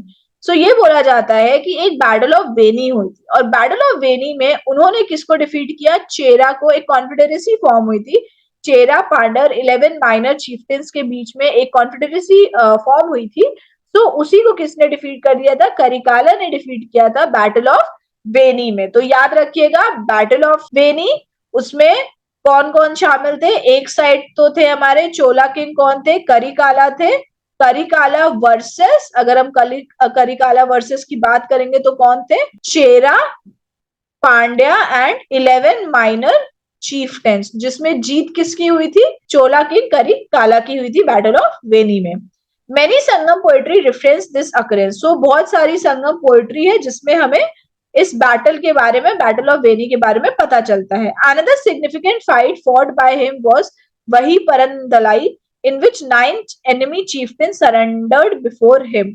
फिर एक और हमारी सिग्निफिकेंट बैटल हुई है जो है वही परंदलाई, जिसमें 9 एनिमी चीफ्टेंस थे, उनसे करिकाला ने लड़ाई की और फिर 9 एनिमी चीफ्टेंस हार गए, उन्होंने सरेंडर किया। करिकाला's military accomplishment elevated him to the position of ruler of the whole Tamil kingdom. फिर ये बोला गया कि करिकाला इतने ज्यादा एफिशिएंट रूलर थे, उनके मिलिट्री कॉन्क्वेस्ट इतने अकम्प्लिश्ड हुए थे कि उनको एक पॉइंट पे बोल दिया गया कि वो रूलर है पूरे तमिल किंगडम के। He founded Puhar which was the great centre of trade and commerce. उन्होंने पुहार को फाउंड किया था और पुहार एक great centre of trade and commerce बना। Chola maintain an efficient navy, और अगर हम बात करेंगे तो चोला ने बहुत ज्यादा एफिशिएंट नेवी भी बनाई थी। Trade and commerce flourish during his rain and period. Trade and commerce उनके टाइम में फ्लरिश किया था। He was responsible for reclamation of forest land and brought them under cultivation, thus adding prosperity to the people. और उन्होंने क्या किया? उन्होंने जो भी फॉरेस्ट लैंड, जो वेस्ट लैंड थी, उसको वो कल्टिवेटेड लैंड के अंडर लाए, वहां पे उन्होंने कल्टिवेशन स्टार्ट किया। तो एग्रीकल्चर काफी ज्यादा उनके टाइम पे फ्लरिश किया था। तो उस टाइम पे जो करिकाला थे, उनकी इस स्ट्रैटेजी की वजह से कि वेस्ट लैंड, फॉरेस्ट लैंड को हम कल्टिवेबल लैंड बनाएंगे, सो उसकी वजह से एग्रीकल्चर बूम हुआ। एग्रीकल्चर बूम हुआ तो ट्रेड बूम हुआ, ट्रेड बूम हुआ तो प्रॉस्पेरिटी जो थी उनके किंगडम की वो बढ़ी। He also build Kallanai dam across the river Kaveri and also constructed मेरी इरिगेशन टैंक। तो हमें पता है कि जो कावेरी है पेरिनियल नहीं है, तो इसकी वजह से क्या है कि वहां पे इरिगेशन का बहुत प्रॉब्लम होता है। सो इसीलिए उन्होंने डैम बनाया। सो ये डैम का नाम क्या बोला गया? कलानई डैम। क्या ये फिर से इंपॉर्टेंट सोर्स ऑफ हिस्ट्री का क्वेश्चन है। कलानई डैम जो था उन्होंने करिकला ने बनाया था, कावेरी रिवर के ऊपर बनाया था, और बहुत और भी बाकी इरिगेशन टैंक्स भी उन्होंने बनाए थे। Chola power decline rapidly under Karikala successor. फिर करिकाला के बाद उनके जो सक्सेसर्स थे वो इतने अच्छे सक्सेसर्स नहीं आ पाए थे, जिसकी वजह से चोला पावर क्या हो गया? डिक्लाइन हुआ। The elder son of Karikala ruled from Urayur while the younger one from Puhar. So अब करिकाला का जो बड़ा बेटा था वो उरायूर से रूल करता था, यंगर वन पुहार। तो एक तरीके से क्या हो गया? हमारा डिवीजन सेपरेशन हो गया। सो इस वजह से भी जो चोला की जो पावर थी वो कम हुई। The last great ruler after Karikala was Nedunjeliyan, who was ultimately killed in a battle. Cheras and Pandyas extended at the cost of the Chelas. फिर जो लास्ट ग्रेट रूलर की बात करेंगे तो वो कौन है? नेंदू जेलियन। Last great ruler after Karikala कौन है? नेंदू जेलियन है, बट वो भी एक बैटल में मार दिए गए। फिर चेरा और पांड्या, जब हमारा क्या हुआ? खत्म हुआ, उनकी पावर खत्म हुई, तो चेरा और पांड्या और ज्यादा एक्सटेंड किए, बट जिसमें पांड्या जो था वो सबसे ज्यादा फ्लरिश किया। नेक्स्ट हम आते हैं पांड्यस पे। The Pandyas ruled over the present day southern Tamil Nadu with the capital in Madurai.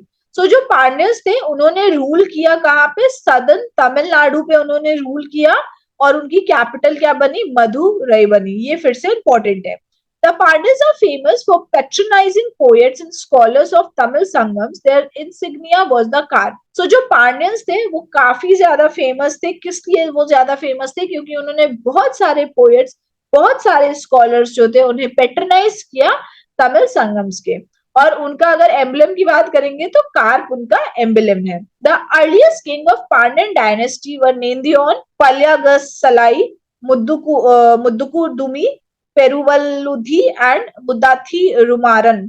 So ये उनके अर्लीस्ट किंग है पांड्यन डायनेस्टी के। सो पांड्यन मदुरई हमारा हो गया, मदुरई उनकी कैपिटल हो गई। और फिर बाद में अगर हम देखेंगे सो पांड्यन रूल इतना ज्यादा एक्सटेंड हो गया था आफ्टर, जब चोला हमारा डिक्लाइन हुआ तो उन्होंने उधर वो पार्ट एब्जॉर्ब कर लिया। सो पांड्यंस काफी ज्यादा रूल किए एक एरिया को। देयर वर टू नेंदुचेलियंस, दो नेंदुचेलियंस थे। The first one was known as Aryapadayi Kadantha Nenduchelian, the one who won the victories over the Aryan forces. He was responsible for execution of Kovalan, for which Kannagi burned Madurai.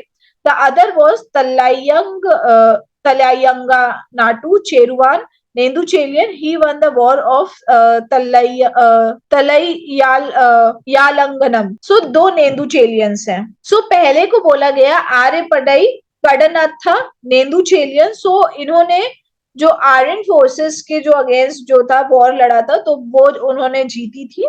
And जो ये थे आर्यपडाई कडनाथा नेंदुचेलियन, उन्होंने ही execute किया था कोवालन को, जो husband थे कन्नागी के। एंड फिर जो कन्नागी ने पूरे मदुरई में आग लगा दी।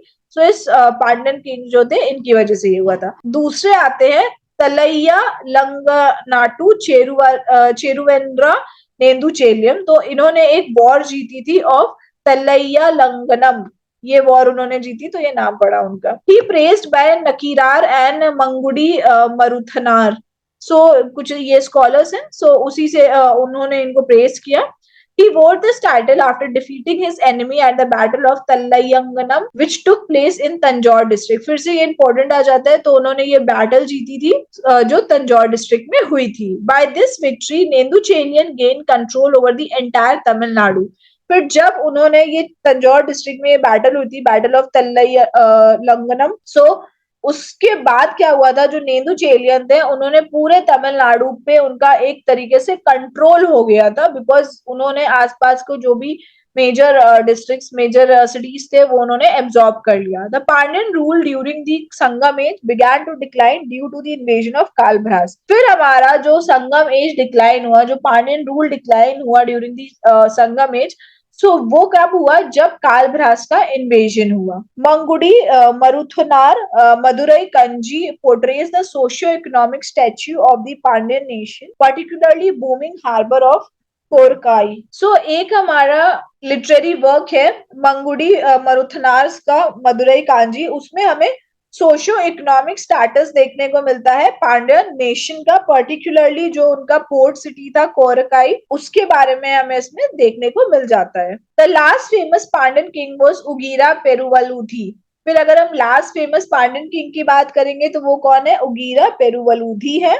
The Pandyan kings profited from the trade with Roman empire. और जो पांड्यन किंग्स थे उनका भी रोमन एम्पायर के साथ काफी ज्यादा ट्रेड था और उनसे उनको काफी ज्यादा फायदा हुआ है।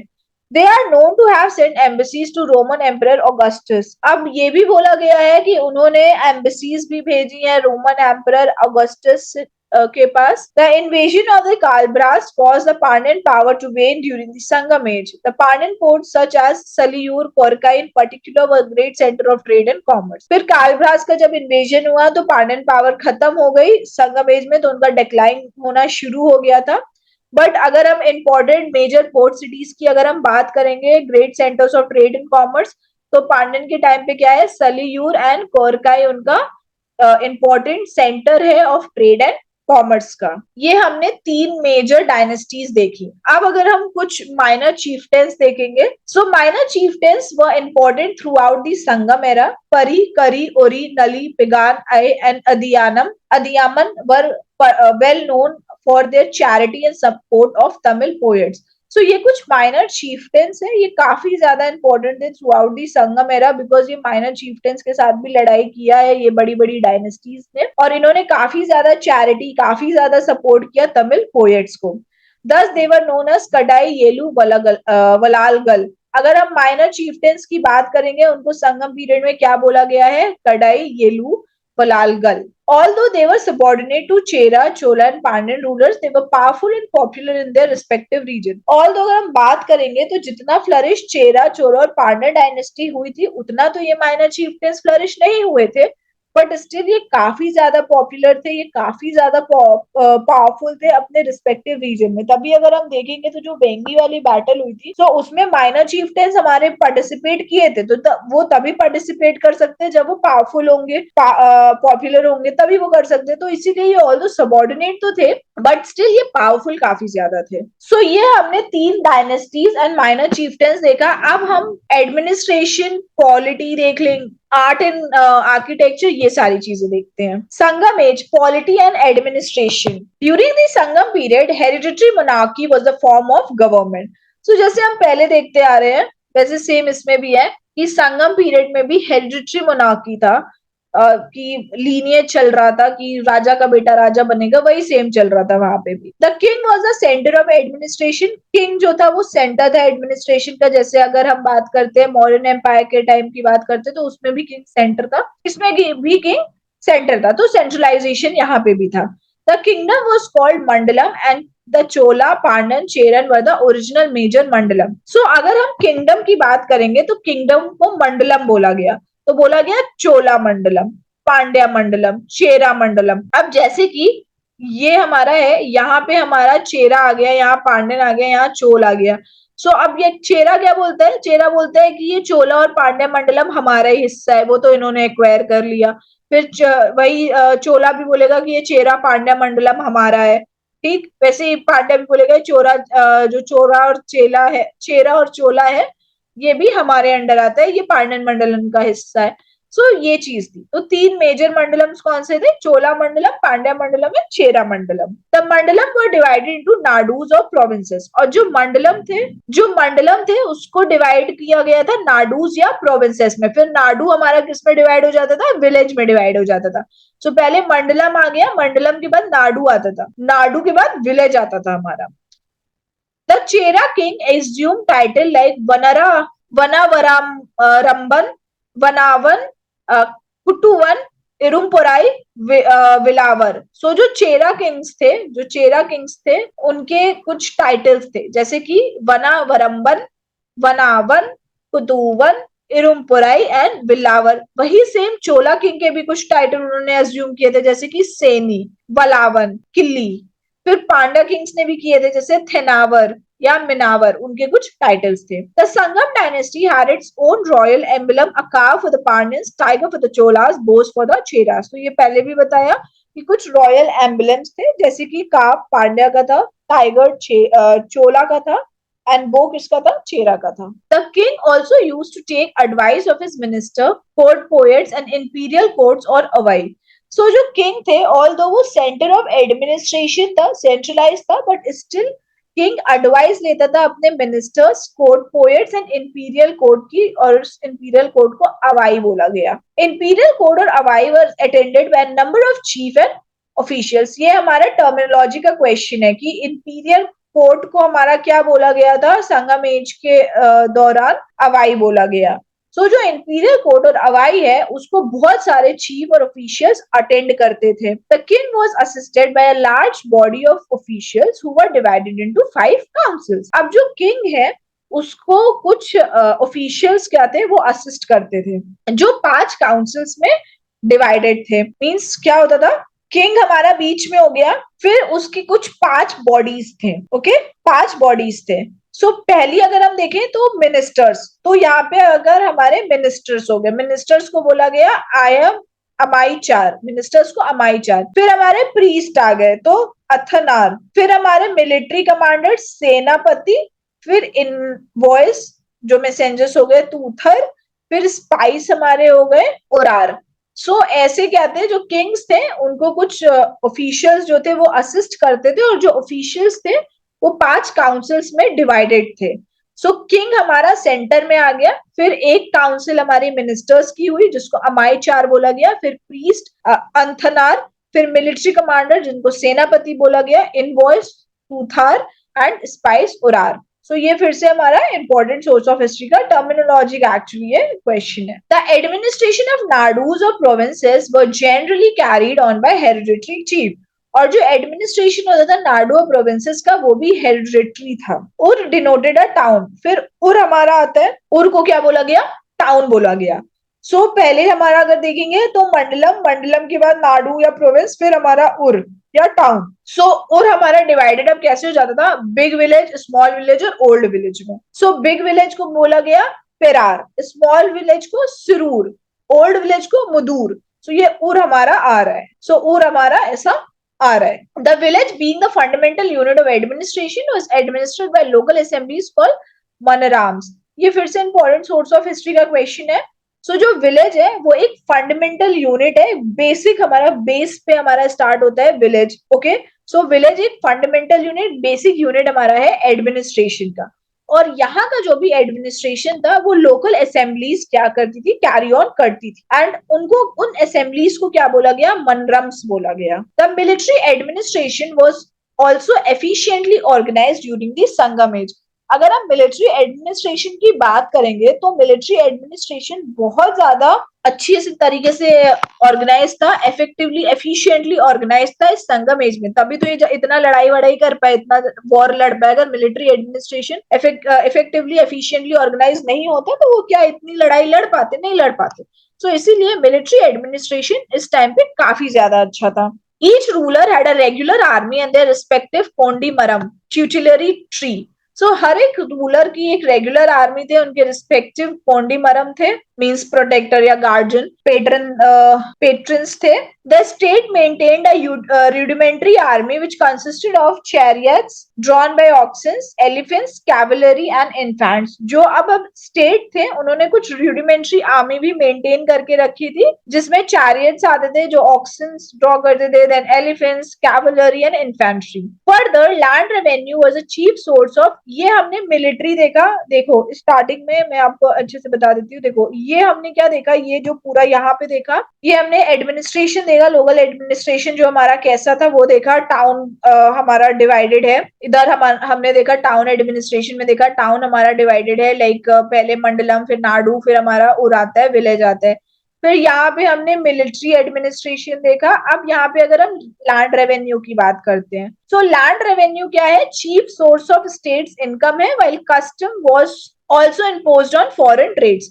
सो लैंड रेवेन्यू हमारा एक chief source of state income है। उस टाइम पे लैंड रेवेन्यू हमारा सबसे ज्यादा इंपॉर्टेंट सोर्स ऑफ इनकम होता था स्टेट के लिए। फिर जो कस्टम ड्यूटी थी वो हमारी कहाँ पे इम्पोज होती थी, फॉरेन ट्रेड जब होता था तो वहां पे कस्टम ड्यूटी इम्पोज होती थी, तो वहां से भी उनको एक इनकम मिलती थी स्टेट को। The Pattinappalai refers to the custom officials employed in sea port of Puhar. ये फिर से एक इंपॉर्टेंट सोर्स ऑफ हिस्ट्री का एंड टर्मिनोलॉजी का दोनों का क्वेश्चन है। सो पटना पल्लाई जो है उसमें हमें एक कुछ इंपॉर्टेंट कस्टम ऑफिशियल्स के बारे में बताया गया है, जो पुहार सी पोर्ट जो है वहां पे एम्प्लॉयड थे, वहां पे काम करते थे, उनके बारे में हमें बताया गया है पतना पल्लाई में। टोल्स एंड कस्टम ड्यूटीज वर उल्गू और सुंगम, while the duties paid to the king were generally known as कड्डामाई और पडुवाडू।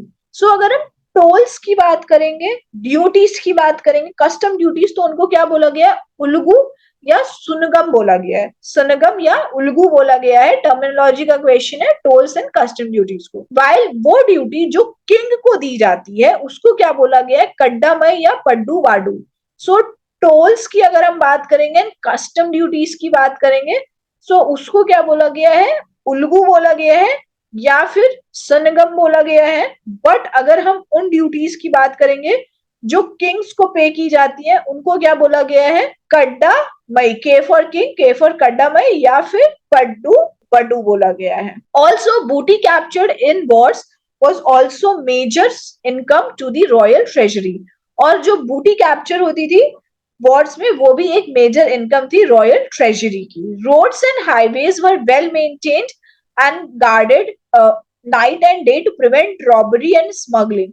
सो यहाँ पे जो रोड्स, जो हाईवेज थे वो काफी ज्यादा वेल मेंटेन थे, उस पे 24 घंटे वहां पे नजर रखी जाती थी, गार्ड किया जाता था, 24 आवर्स वहां पे गार्ड किया जाता था डे एंड नाइट शिफ्ट में, ताकि रॉबरी और स्मगलिंग ना हो सके। तो क्राइम रेट हम इससे देख सकते हैं कि क्राइम रेट भी संगम पीरियड में साउथ इंडिया में कमी था। A unit of territory yielding tax was called variyam and officer in charge for collecting the tax called variyar.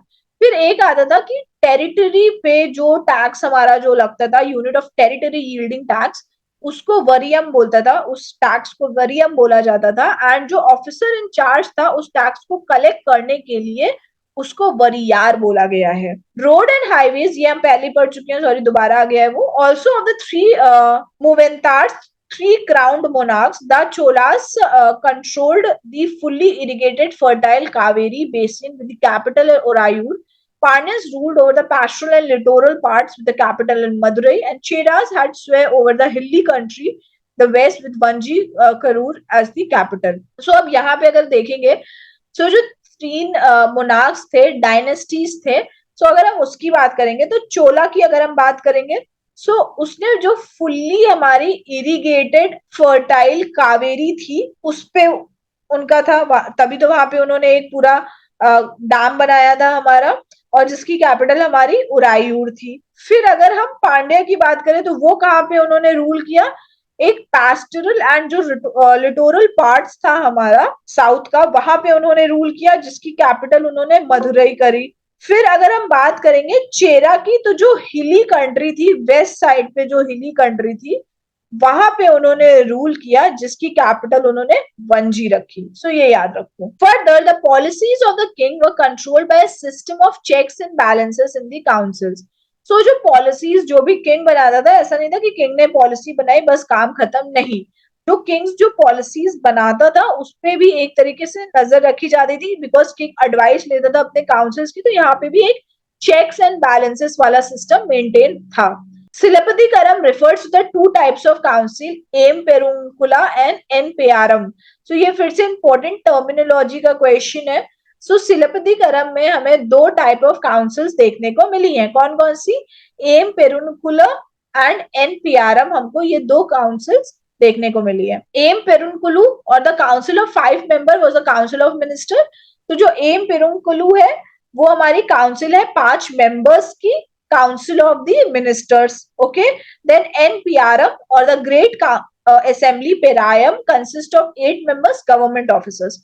फिर जो एन पेरायम है या जो ग्रेट असेंबली है पेरायम, उसमें 8 मेंबर्स आते हैं, गवर्नमेंट ऑफिसर्स आते हैं।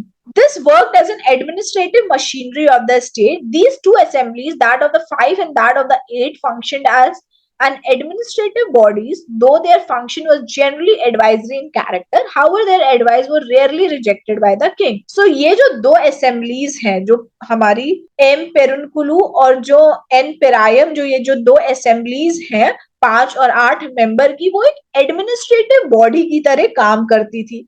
ऑल्दो इनका फंक्शन एडवाइजरी ही फंक्शन रहता था, पर इनकी एडवाइजर्स को काफी ज्यादा तवज्जो दी जाती थी। किंग्स काफी ज्यादा इनकी एडवाइजर्स को मानते थे, और बहुत रेयर केसेस में इनकी एडवाइजर्स को वो नेग्लेक्ट करते थे। सो ये हमने एडमिनिस्ट्रेशन, पॉलिटी एंड एडमिनिस्ट्रेशन पढ़ा।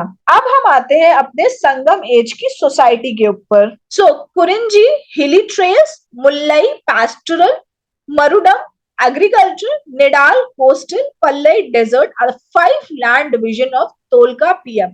ये बहुत इंपॉर्टेंट टर्मिनोलॉजी का क्वेश्चन आता है यहाँ पे। सो अगर हम तोलका पीएम के अकॉर्डिंग बात करेंगे, सो संगम एज हमारा 5 लैंड डिवीजन, जो संगम एज सोसाइटी है हमारी, वो 5 लैंड डिवीजन के बेसिस पे डिवाइड की गई है।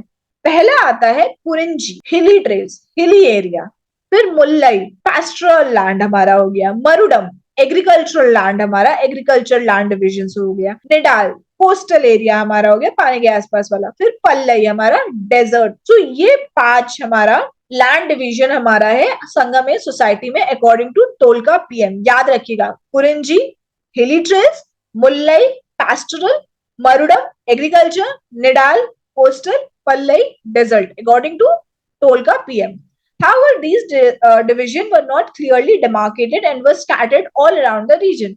But ये जो division है वो clearly demarcated नहीं है, it is scattered all around the region. The people living in these 5 divisions had their respective chief occupation as well as their gods to worship. अब ये जो 5 हमारे land divisions हमारे हुए हैं according to तोलका पीएम, so इसमें ना respective इनके खुद के occupations होते थे और इनके खुद के gods होते थे to worship। जैसे कि अगर हम देखेंगे, सो कुरिंजी बात करेंगे तो कुरिंजी हिली ट्रेल्स है, तो यहाँ पे हमारा चीफ डेटी कौन है? मुरुगन है। चीफ डेटी मुरुगन, जो वॉर हमारे हीरो है। और यहाँ इनका चीफ ऑक्यूपेशन क्या है? हंटिंग है एंड हनी कलेक्शन है। फिर मुल्लई की बात करते हैं।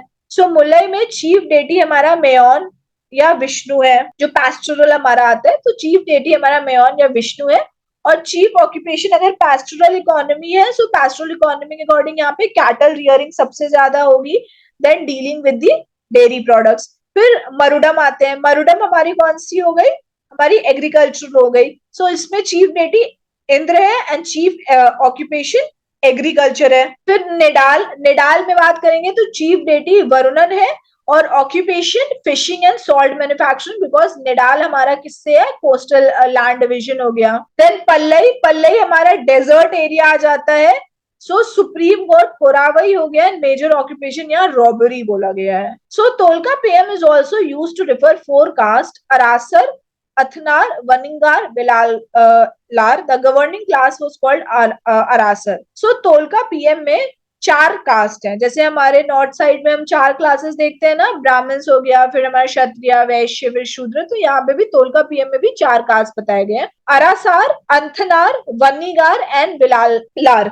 सो गवर्निंग क्लासेस, सो अरासार जो है वो रूलिंग क्लास है। Arasar is the ruling class. फिर Anthanars which played a significant role in Sangam polity and religion. Anthanars हमारे वो हैं जिन्होंने बहुत ज्यादा इंपॉर्टेंट सिग्निफिकेंट रोल प्ले किया है पॉलिटी एंड रिलीजियस में, रिलीजन में। फिर Vanigars carried on trade and commerce. Vanigars हमारे ट्रेड एंड कॉमर्स करते थे।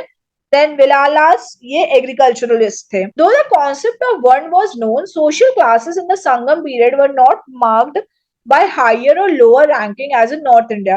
अब हम नॉर्थ इंडिया में क्या देखते थे कि ब्राह्मण, क्षत्रियास हो गए, फिर हमारे वैश्यास, फिर शूद्रास, जिसमें जो ब्राह्मण्स थे वो सबसे ज्यादा ऊपर थे। सो उनको काफी ज्यादा प्रिविलेज दिया जाता था, वो काफी प्रिविलेजेस को कॉर्नर करके रखते थे। सो वहां पे हमें काफी रिजिड कास्ट सिस्टम देखने को मिलता था। बट अगर हम इसमें देखेंगे तो यहाँ पे भी वर्ण सिस्टम हमें पता है, कास्ट यहाँ पे भी है, सोशल क्लासेस यहाँ पे भी डिवाइड हुई है संगम पीरियड में। बट यहाँ पे वो high ranking, lower ranking, high cast, lower caste, जैसे इतना जो रिजिड कास्ट सिस्टम है ना, वो साउथ इंडिया में हमें संगम पीरियड में देखने को नहीं मिला है जितना हमें नॉर्थ इंडिया में देखने को मिला था। For example, Brahman perform Vedic ceremonies and sacrifices and also acted as adviser to the chief, but they enjoyed no special privileges. So अगर हम बात करेंगे नॉर्थ इंडिया में, बात करते हैं तो नॉर्थ इंडिया में ब्राह्मण जो थे वो वैदिक सेरेमनीज परफॉर्म करते थे, सैक्रिफाइसेस परफॉर्म करते थे, ठीक। तो अब वो क्या करते थे, उनके पास कुछ स्पेशल प्रिविलेजेस को उन्होंने कॉर्नर करके रखा था, जैसे कि ये सेरेमनी सिर्फ ब्राह्मण्स कर सकते हैं, ये एजुकेशन सिर्फ ब्राह्मण्स ले सकते हैं, या जो हाई, जो हमारी वेदास की जो एजुकेशन है उसे ब्राह्मण्स। सो कुछ स्पेशल प्रिविलेजेस ब्राह्मण्स ने नॉर्थ इंडिया में अपने साइड कॉर्नर करके रखे। बट अगर हम संगम एज में बात करेंगे तो यहाँ पे भी ब्राह्मण्स थे। वो ब्राह्मण्स वैदिक सेरेमनीज भी परफॉर्म करते थे, सैक्रिफाइसेस भी परफॉर्म करते थे, वो एडवाइजर भी थे चीफ के, बट उनको कोई भी स्पेशल प्रिविलेजेस अलग से नहीं दिए गए थे। सो ये वाली जो पॉइंट था संगम पीरियड में, ये काफी ज्यादा इंपॉर्टेंट था। तो सोशल इक्वलिटी हमें यहाँ पे थोड़ी बहुत देखने को मिल जाती है। People were known on the basis of their occupation such as artisans, salt merchants, textile merchant etcetera. अब यहाँ पे लोगों को कास्ट के बेसिस पे इतना नहीं देखा गया जितना ऑक्यूपेशन के बेसिस पे देखा गया था। तो artisan, salt merchants, textile merchants etcetera, ये जैसे कि अगर the rich lived in the well decorated brick houses and wore costly clothing, but the poor lived in mud huts and had scanty clothes to wear. So इसमें occupation के basis पे लोगों को देखा गया। तो जो जो रिच थे उनके पास ऑफकोर्स ज्यादा पैसा था, तो वो काफी अच्छे ब्रिक हाउस में रहेंगे, कॉस्टली कॉस्टली क्लोथ्स पहनेंगे। एंड जो पुअर लोग थे, गरीब जो थे, वो मड हट्स में रहते थे और वो थोड़े फटे वटे पुराने कपड़े, ऐसे क्लोथ्स पहनते थे। It indicates the inequality in social system. So caste के बेसिस पे देखो, इनइक्वालिटी तो यहाँ पे भी देखने को मिली, बस कास्ट के बेसिस में हमें इतनी इनइक्वालिटी नहीं देखने को मिली जितनी हमें ऑक्यूपेशन के बेसिस पे यहाँ पे इनइक्वालिटी देखने को मिली है। Other tribal groups like Parathavar, Panar, Eyinar, Kadambar, Paravar, Pulaiyar were also found in the Sangam society. All भी ट्राइबल ग्रुप्स यहाँ पे हमें ये सारी देखने को मिली है। Ancient primitive tribes like Todas, Irulas, Nagas, Vedars lived in this period. ये कुछ प्रिमिटिव ट्राइबल सोसाइटी तो हम अभी भी देखते हैं, नागास, इरुलास। सो ये सारी कुछ एंशियंट प्राइमेट ट्राइब्स भी उस टाइम पे संगम पीरियड में थी। अब हम अगर सोसाइटी में पोजीशन ऑफ वुमेन की बात करते हैं, so there is plenty of information in the Sangam literature to trace the position of women during the Sangam age. So हमें बहुत सारी इंफॉर्मेशन देखने को मिलती है संगम लिटरेचर में, जिससे हम वुमेन की स्थिति, स्टेटस, पोजीशन बता सकते हैं संगम एज में कि उनकी पोजीशन संगम एज में कैसी थी। The women poets like Avvaiyar, Nachchellaiyar, Kakai Padiniyar also contributed to Tamil literature in the Sangam period, which shows that women were educated at that time. तो वुमेन पोएट हैं जैसे अवैयार हो गई, या नच छेल्लायार हो गई, या ककाई पदिनियार हो गई। सो इन्होंने काफी ज्यादा कंट्रीब्यूट किया तमिल लिटरेचर में संगम पीरियड में। सो उससे हमें ये पता चलता है कि जो संगम पीरियड में जो विमेन्स थी वो educated. Women bravery were also lauded in several poems, और बहुत सारी पोएम्स में हमें विमेन्स की ब्रेवरी के बारे में भी पता चला है। They were also engaged in various economic activities such as paddy plantation, cattle rearing, basket making, spinning, etc. और अगर हम ऑक्यूपेशन, इकोनॉमिक एक्टिविटीज की बात करें तो उसमें भी वुमेन ने बढ़ चढ़ के पार्ट लिया है संगम पीरियड में। कर्पू या chaste life was seen to be the finest and highest virtue of women, और जो कर्पू या जो चेस्ट लाइफ है वो हाईएस्ट एंड फाइनेस्ट वर्च्यू है वुमेन की। Love marriage was a common practice and women were allowed to choose their life partners, और Sangam period में जो लव मैरिज थी वो बहुत ही ज्यादा कॉमन प्रैक्टिस थी, एंड जो वुमेन थे वो अपना खुद का पार्टनर चूज कर सकते थे। Widows on the other hand had a wretched life, but all दो जो सिंगल वुमेन, मैरिड वुमेन, उनको तो काफी ज्यादा प्रिविलेजेस यहाँ पे देखने को मिले हैं संगम पीरियड में। बट अगर विडोज की बात करेंगे सो उनकी जो लाइफ थी वो अच्छी नहीं थी, उनका जो स्टेटस था वो सोसाइटी में इतना अच्छा नहीं था। Sati called thippayuthal was also widely practised in societies upper echelons, but it was not obligatory as there are references to widows present in the society. However, position of widows were miserable as they were prohibited to decorate themselves or participate in any form of amusement. The monarchs and nobility patronized the class of dancers. So Sati system इस time पे भी था, but Sati system को अगर हम south में बोले तो क्या बोलते हैं, तिपया डाल। ये फिर से इंपॉर्टेंट टर्मिनोलॉजी का क्वेश्चन है। सो सती प्रिविलेंट था, प्रैक्टिस्ड होता था सोसाइटी में, स्पेशली जो अपर स्टेटस वाले जो लोग थे उनमें सती सिस्टम काफी ज्यादा प्रैक्टिस होता था, बट ये सती सिस्टम ऑब्लिगेटरी नहीं था। जैसे नॉर्थ इंडिया की बात करें तो नॉर्थ इंडिया में सती सिस्टम काफी ज्यादा ऑब्लिगेटरी था, ये वो वॉलंटरी नहीं था। स्पेशली राजपूत में अगर हम बात करेंगे तो उसमें सती सिस्टम काफी ज्यादा प्रैक्टिस होता था। सो नॉर्थ इंडिया में सती सिस्टम ऑब्लिगेटरी हो गया था, बट साउथ इंडिया की बात करेंगे तो साउथ इंडिया में ऑब्लिगेटरी नहीं था।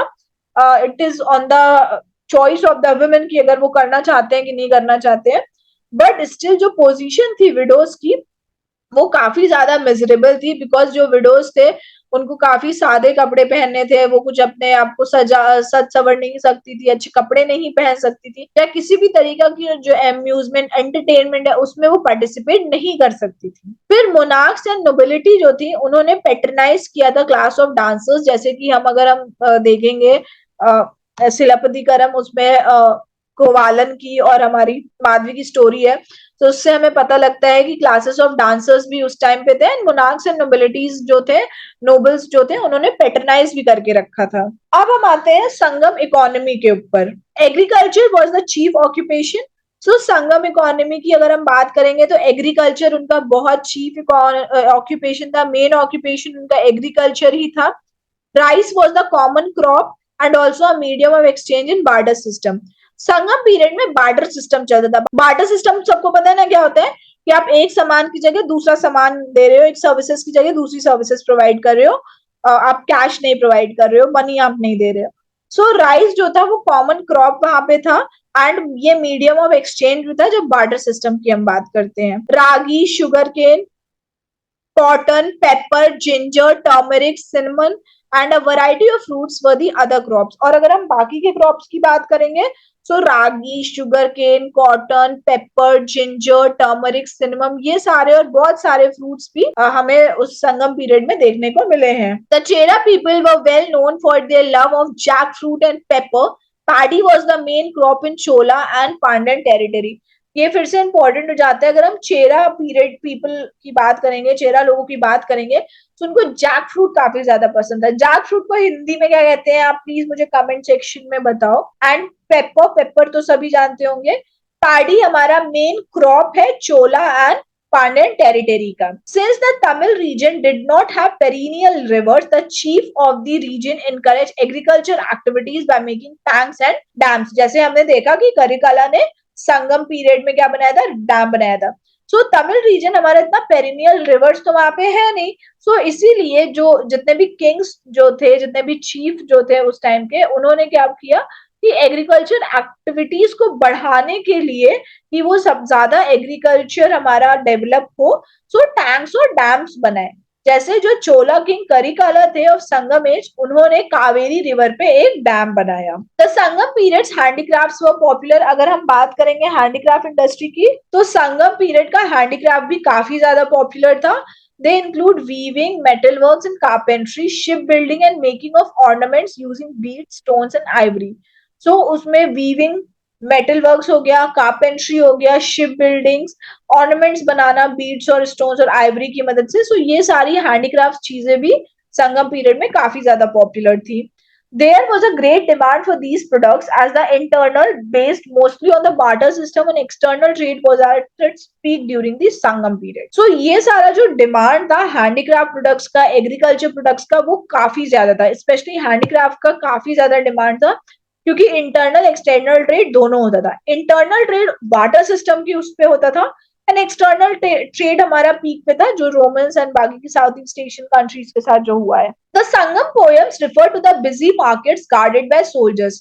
संगम पोएम्स में हमें काफी ज्यादा देखने को मिला है कि जो मार्केट्स काफी बिजी मार्केट्स थी, मीन्स वहां पे काफी हैंडीक्राफ्ट प्रोडक्ट्स, एग्रीकल्चर प्रोडक्ट्स, तो काफी मार्केट्स उनका काफी वाइड था, फ्लरिश करता था, बिजी मार्केट्स था।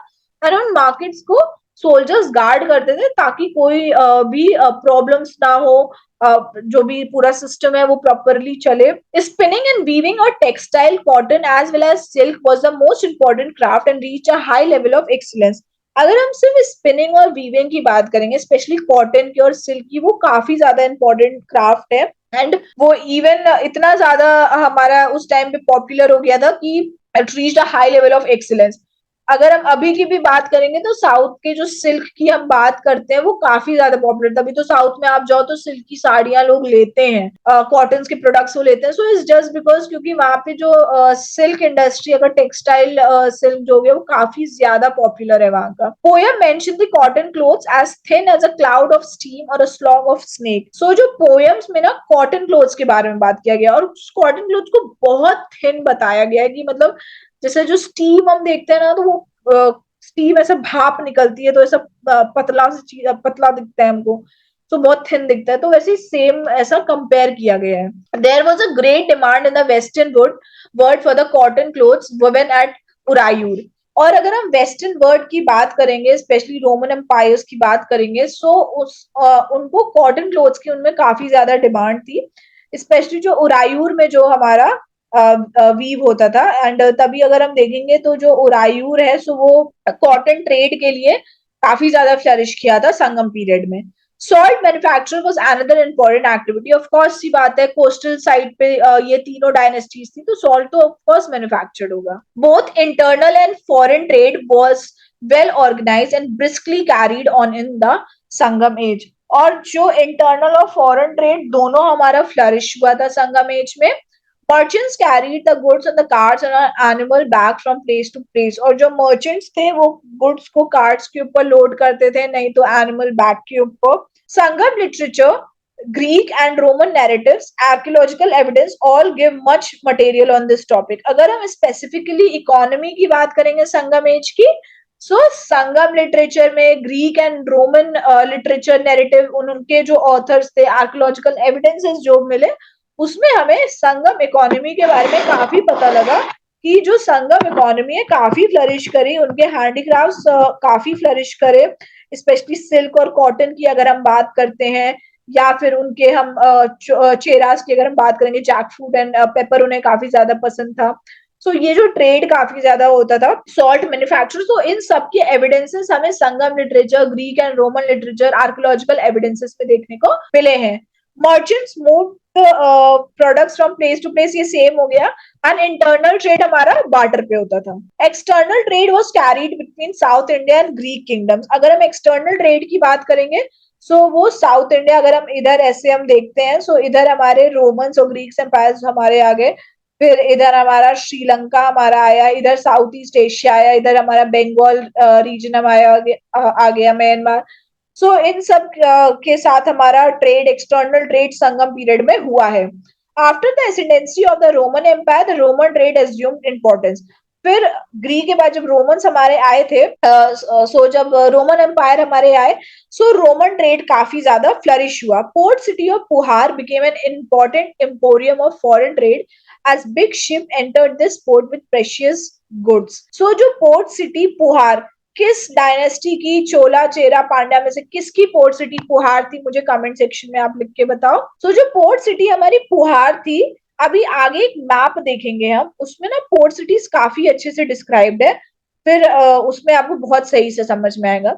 जो पोर्ट सिटी पुहार थी वो फॉरेन ट्रेड के लिए काफी इंपॉर्टेंट पोर्ट सिटी बन गई थी, जस्ट बिकॉज वहां पे काफी बिग बिग बड़ी बड़ी शिप्स एंटर करती थी प्रेशियस गुड्स के साथ। और अगर हम एक्टिव पोर्ट सिटीज की बात करेंगे सो वो कौन सी है, टोंडी है, मुजीरिस है, टोंडी हो गई, म्यूजिरिस हो गई, देन हमारी कोरकाई हो गई, अरिकमेडू, मरकनम, एंड ये सारी बाकी की commercially active port cities, and एक पुहार हमारी पोर्ट सिटीज है। Okay, Tondi, Muziris, Korkai, Arikamedu, Parakanam and Puhar. Periplus author delivers the most important information in overseas commerce.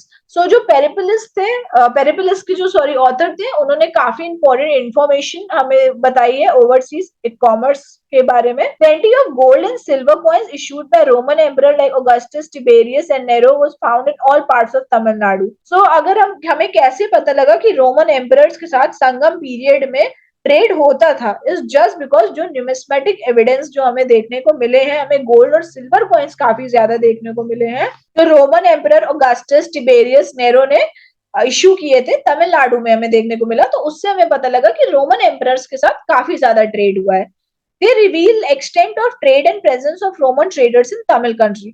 So इतने ज्यादा अमाउंट में हमें कॉइन्स देखने को मिले कि इससे हमें ये पता लगा कि कितने बड़े एक्सटेंट में, बड़े पैमाने पे ट्रेड हुआ है रोमन्स के साथ। रोमन ट्रेडर्स का प्रेजेंस भी हमें तमिल कंट्रीज में देखने को मिला है उस टाइम पे। The main export of Sangam age were cotton, fabric, spices like pepper, ginger, cardamom, cinnamon and turmeric, ivory products and pearls and precious stones. अगर हम मेन एक्सपोर्ट्स की बात करेंगे संगम एज में तो वो क्या है, कॉटन है जो उरायूर से दिखा है हमें, फैब्रिक्स, स्पाइसेस जैसे कि paper, ginger, cardamom, cinnamon, turmeric, ivory products, pearls and precious stone.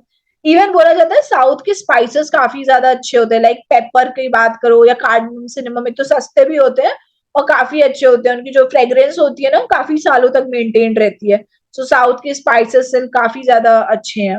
While gold, horses and sweet wine were chief imports. अगर इम्पोर्ट्स की बात करेंगे तो हॉर्सेस, रोमन से हॉर्सेस आते थे, देन स्वीट वाइन, गोल्ड, ये सब चीफ इम्पोर्ट्स थे।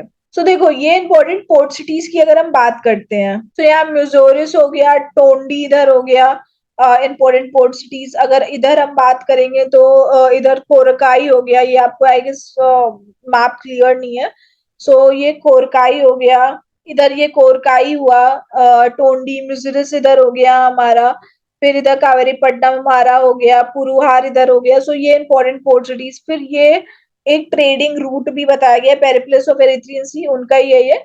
फिर इधर ट्रेडिंग रूट्स भी हमारा बताया गया है कि यहाँ से हमारा ट्रेड हमारा स्टार्ट होता था रोमन एम्पायर से, हमारा ये रोमन एम्पायर से हमारा ट्रेड हुआ, फिर इधर अरेबियन गल्फ से होते हुए हमारा इंडिया में ये ट्रेड हुआ, देन फिर इधर सिल्क रूट जो हुआ वहां से ट्रेड, एंड इधर हमारा ऊपर बंगाल के साइड हमारा ये पूरा ट्रेड गया। सो ये एक ट्रेडिंग रूट भी इधर बताया गया है। नेक्स्ट हम आते हैं संगम एज के फाइन आर्ट्स के ऊपर। So poetry, music, dancing were popular among the people of Sangam age. तो जो पोएट्री हो गई, म्यूजिक हो गया, डांसिंग हो गया, ये काफी ज्यादा पॉपुलर था संगम एज में, जैसे हमने देखा भी है सिलपतिकरम में ही हमने एक एविडेंस देखा है पर्टिशियन का। सो ये काफी लोगों ने पेट्रनाइज भी किया, किंग्स एंड नोबल्स ने पेट्रनाइज भी किया था। Kings, chieftains and nobles made liberal donation to the poets and scholars. And जो किंग्स हो गए, चीफटेन्स हो गए, नोबल्स हो गए, उन्होंने काफी लिबरल डोनेशंस भी किया है पोएट्स एंड स्कॉलर्स को। The royal courts were crowded with singing bards called Panar and Viraliyar. So royal courts में सिंगिंग बार्ड्स भी रहते थे जिनको पन्नार या विरालियार बोला गया है। ये अगर आप साउथ में मंदिरों में जाओगे ना, तो ये साइड में ऐसे कोर्टिसंस डांसर्स ऐसे रहते हैं, देखिए अलग अलग मुद्रा में है। सो आप साउथ के टेम्पल्स विजिट करो, काफी ज्यादा अच्छे टेम्पल्स होते हैं, उनके आर्किटेक्चर काफी ज्यादा अच्छे आर्किटेक्चर हैं साउथ में। They were expert in folk songs and folk dances. So वो काफी एक्सपर्ट भी थे folk songs and folk dances में। The arts of music and dancing were highly developed. A variety of yachts and drums are referred to in the Sangam literature. So art and music जो था, dancing जो था, वो काफी ज्यादा develop हुआ। Variety of yards, yards एक instrument है, कुछ ऐसा रहता है, यहाँ पे काफी ज्यादा स्ट्रिंग रहती है। सो वैरायटी ऑफ यार्ड्स एंड ड्रम्स जो थे वो भी संगम लिटरेचर में काफी ज्यादा हमें देखने को मिला है, उसके बारे में बताया गया है। Dancing of perform by Kanigaiyar and koothu was the most popular entertainment of people. So dancing जो था उसको कन्निगयार परफॉर्म करते थे, एंड जो koothu koothu most popular entertainment थे लोगों के लिए। सो कुत्तू या फिर इसको तेरू कुत्थू भी बोला जाता है। सो ये एक एंशियंट आर्ट है जहाँ पे जो आर्टिस्ट होते हैं वो सॉन्ग्स प्ले करते हैं, artist play songs and dance करते हैं, एंड स्टोरी टेलिंग बेसिकली होती है तमिल में। And it is a folk art जो ओरिजिनेट हुआ था अर्ली तमिल कंट्री में। सो ये हमारा कोथू ये होता है जिसमें एक्सप्रेशंस के थ्रू हमारा बताया जाता है, स्टोरी टेलिंग होती है। सो ये कुथू या फिर थेरो कुथू बोला जाता है इसको। अब अगर हम संगम एज के रिलीजन की बात करते हैं, so the Brahmins who perform Vedic ceremonies and ritual popularized the worship of Indra, Vishnu, Shiva, etc. in the South India. So जो ब्राह्मण्स थे उन्होंने वैदिक सेरेमनीज जो भी परफॉर्म करी, तो उस टाइम पे उन्होंने इंद्र, विष्णु, शिव इनको काफी ज्यादा पॉपुलराइज किया। There are also references to the presence of Buddhists and Jainas in Tamil region, और तमिल रीजन में हमें बुद्धिस्ट और जैन्स के भी कुछ रेफरेंस देखने को मिले हैं। अगर हम प्राइमरी डेटी की बात करेंगे तो वॉर गॉड्स जो थे उनको काफी ज्यादा प्रेज किया गया, जैसे सियोन या मुरुगन। मुरुगन को अगर कार्तिकेय बोला जाता है नॉर्थ इंडिया में। So they hailed as Tamil god South India में। The local people, particularly those of the hills, used to worship it, which in northern India came to be identified with Kartikeya, a war god। फिर अगर local people जो थे, particularly जो hilly area में रहते थे, वो इन गॉड्स को वर्शिप करते थे। एंड नॉर्दर्न इंडिया में यही मुरुगन गॉड को, भगवान को कार्तिकेय भगवान बोला गया है, एंड ये वॉर गॉड है। Worship of Murugan had an ancient origin and festival related to god Murugan was mentioned in the Sangam literature. So Murugan जो थे, भगवान मुरुगन की वर्शिप होती थी संगम पीरियड में, आज भी होती है। सो इन सब चीजों के बारे में संगम लिटरेचर में बताया गया, एंड भगवान मुरुगन का से रिलेटेड एक फेस्टिवल भी मनाया जाता है। सो उसके बारे में भी हमें संगम लिटरेचर में पता चला। He was given 6 awards known as अरुपटाई विडू। ये फिर से टर्मिनोलॉजी का क्वेश्चन है। सो जो गॉड मुरुगन है, मुरुगन भगवान, उनको 6 अवार्ड्स 6 जगह दी गई है, जिसको अरुपटाई विडू बोला गया है। Other gods worship during Sangam period were Mayon, जिसको विष्णु बोला गया, Vendan, Indra, then Varuna and Kuravai. War heroes occupied a special position in society and worshipped as gods.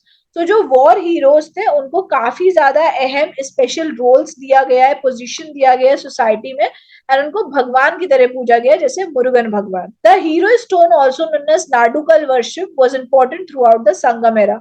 Hero stone, जिसको नाडुकल वर्शिप बोला जाता है, जो भगवान, जो वॉर हीरोज की पूजा करना, उसको नाडुकल वर्शिप बोला जाता है, और वो संगम एरा में काफी ज्यादा इंपॉर्टेंट था, प्रोमिनेंट था। Hero stone was created to commemorate the warriors valour in combat. फिर जो हीरो स्टोन थे उसको इसलिए क्रिएट किए जाते थे ताकि हम लोग जो वॉरियर्स थे जिन्होंने कॉम्बैट किया, लड़ाई किया, उनकी जो भी विक्ट्रीज थी उसको कॉमेमोरेट कर सके। सो ये रिलीजन हुआ। लास्ट हम देखते हैं एनालिसिस ऑफ संगम एज। हमने क्या एक प्रोसेस पूरा पढ़ा, उसका एनालाइज हम कर लेते हैं। सो thus the picture that emerged from the study of Sangam literature reflects that the period witnessed the conception of state for the first time in South India. So Sangam age से हमें ये पता लगा कि हमें संगम पीरियड में फर्स्ट फेज ऑफ अर्बनाइजेशन देखने को मिला था, हमें संगम पीरियड में फर्स्ट फेज ऑफ अर्बनाइजेशन तो नहीं देखने को मिला। नियोलिथिक, मेगालिथिक, फिर संगम पीरियड आ गया। तो संगम एज से हमें ये पता लगता है कि साउथ इंडिया में पहली बार संगम स्टेज में स्टेट का फॉर्मेशन हुआ, सिटी का फॉर्मेशन हुआ, अर्बनाइजेशन डेवलप हुआ इस संगम एज से। सो इस पॉइंट से हमें ये पता लगा। दूसरा, it was still in the process of crystallisation, but ये फुल्ली डेवलप नहीं था, क्योंकि अभी भी हमारे अलग अलग डायनेस्टीज डिवाइडेड थी एक ही एरिया में, तो इसीलिए अभी भी ये क्रिस्टलाइजेशन के फॉर्म में था, ये अभी एक अम्ब्रेला के अंदर एक पूरा ये नहीं आया था। Sangam polity was characterised by patriarchal and patrimonial system in which administrative staff, rulers and various officers were directly controlled by the rulers. But अगर हम संगम पॉलिटी की बात करें तो संगम पॉलिटी एक पेट्रियार्कल है, मींस जो लीनियज है वो मेन का ही लीनियज हमारा देखने को मिलता है, पेट्रियार्कल। एंड देन पेट्रिमोनियल है, that is state inherited from once father या एंसेस्टर्स। तो जिसमें जो एडमिनिस्ट्रेटिव स्टाफ सिस्टम और वेरियस ऑफिसर्स हैं उनको डायरेक्टली कौन कंट्रोल करता है? रूलर कंट्रोल करता है। तो एक सेंट्रलाइजेशन हमें संगम एज की पॉलिटी में देखने को मिला है। We also notice social inequalities with the dominance of the Brahmins। अब यहाँ पे भी वही है कि कई जगह पे बताया गया कि ब्राह्मण्स का आज डोमिनेंस नहीं है, कोई उनको स्पेशल प्रिविलेजेस नहीं दिए गए हैं। तो भी सोशल इनइक्वलिटी हुई है वो ऑक्यूपेशन के बेसिस पे हुई है। बट फिर कई और जगह पे ये भी बताया गया कि सोशल इनइक्वलिटीज हमारा वर्ण सिस्टम पे बेसिस पे भी हुई है। ब्राह्मण्स का डोमिनेंस हमें यहाँ पे भी देखने को मिला है, बिकॉज वो सेरेमनीज परफॉर्म करते थे, एडवाइजेस भी देते थे, तो एक उनको ऊंचा उच्च दर्जा दिया गया था। सो जिसकी वजह से उधर भी सोशल डोमिनेंस था ब्राह्मण्स का। प्लस ऑक्यूपेशन में तो हमें इनइक्वालिटी देखने को मिली ही थी। The acute class distinction which appeared in later times were lacking in Sangam age. फिर जो एक्यूट क्लास डिस्टिंक्शन था, जब ये जो क्लास डिस्टिंक्शन था वो एकदम बाद में आया, संगम एज के बाद में आया, ये संगम एज में नहीं आया था। Agriculture was the backbone of the Sangam economy. Sangam economy की बैकबोन क्या थी उनका? एग्रीकल्चर। एग्रीकल्चर से सबसे ज्यादा उनको पैसा मिलता था। Trading activities, especially trade relations with Mediterranean world, enrich their economy. और जो ट्रेडिंग एक्टिविटीज थी, स्पेशली जो मेडिटेरेनियन वर्ल्ड के साथ, रोमन एम्पायर हो गया, साउथ ईस्ट एशिया, उनके साथ जो भी ट्रेड रिलेशंस था वो उनकी इकोनॉमी को काफी ज्यादा एनरिच किया। Foreign elements also influence the socio economic and cultural life of people. अब जब ट्रेड हुआ तो लोग, फॉरेन लोग भी अंदर आए, साउथ इंडिया में आए उस टाइम पे, संगम पीरियड के टाइम पे आए, तो जिससे हमें थोड़ा इन्फ्लुएंस देखने को मिलता है फॉरेन एलिमेंट्स का socio economic and cultural life पे। The belief in custom practice by Sangam people suggest the complex nature of their religion. अब यहाँ पे क्या था कि हमने देखा था लैंड डिविजन होता था, 5 लैंड डिविजन थे। अब उस 5 लैंड डिविजन में उनके खुद के चीफ ऑक्यूपेशन थे, उनके खुद के चीफ गॉड्स थे। तो इसीलिए हमें जो उनका बिलीफ और जो कस्टम अगर हम देखेंगे संगम पीपल का, तो एक बहुत ही कॉम्प्लेक्स नेचर ऑफ रिलीजन देखने को मिलता है, बिकॉज अलग अलग एरिया में अलग अलग गॉड है, उनके अलग अलग बिलीफ एंड विश्वास है। Both animism and idol worship वो follow during the Sangam age. और आइडल वर्शिप भी हमारा फॉलो होती थी संगम एज में। एंड प्लस प्लांट्स की पूजा, इनएनिमेट ऑब्जेक्ट्स की पूजा, नेचुरल फिनोमिना की पूजा जो थी वो भी काफी ज्यादा इस टाइम पे फॉलो होती थी। सो ये एनालिसिस हमने किया। अब एंड देखते हैं। So Sangam period gradually declined over the end of 3rd century AD। So जब 3rd century AD हुआ तो संगम एज धीरे धीरे डिक्लाइन करना शुरू कर दिया। So thereafter Kalabhras occupied the Tamil region for about 2.5 century। फिर उसके बाद कालाभ्रास है, कालाभ्रास ने ऑक्यूपाई किया तमिल रीजन को फॉर ऑलमोस्ट 2.5 centuries। बट हमें कालाभ्रास के रूल के बारे में काफी ज्यादा नहीं पता, बहुत ही कम पता है। बस इतना पता है कि उन्होंने इन्वेड किया एंड वो 2.5 centuries तक वहां पे संगम पीरियड में उन्होंने रूल किया था, उन्होंने तमिल रीजन को रूल किया था। Jainism and Buddhism became prominent during this period. और जैनिज्म एंड बुद्धिज्म काफी ज्यादा प्रोमिनेंट थे इस टाइम पे। Later the Pallavas in the northern Tamil Nadu and Pandyas in southern Tamil Nadu drove the Kalabhras out of the Tamil country and established their rule. फिर northern Tamil Nadu में आए पल्लवास और सदर्न तमिलनाडु में पांड्यास। पांड्यास ने चोला और चेरा को भी एक्वायर कर लिया। फिर उन लोगों ने कालाभ्रास को निकाल फेंका तमिल कंट्री से और उन्होंने नॉर्दर्न तमिलनाडु में पल्लवास ने अपना रूल स्टैब्लिश किया और सदर्न तमिलनाडु में कौन आके बस गए?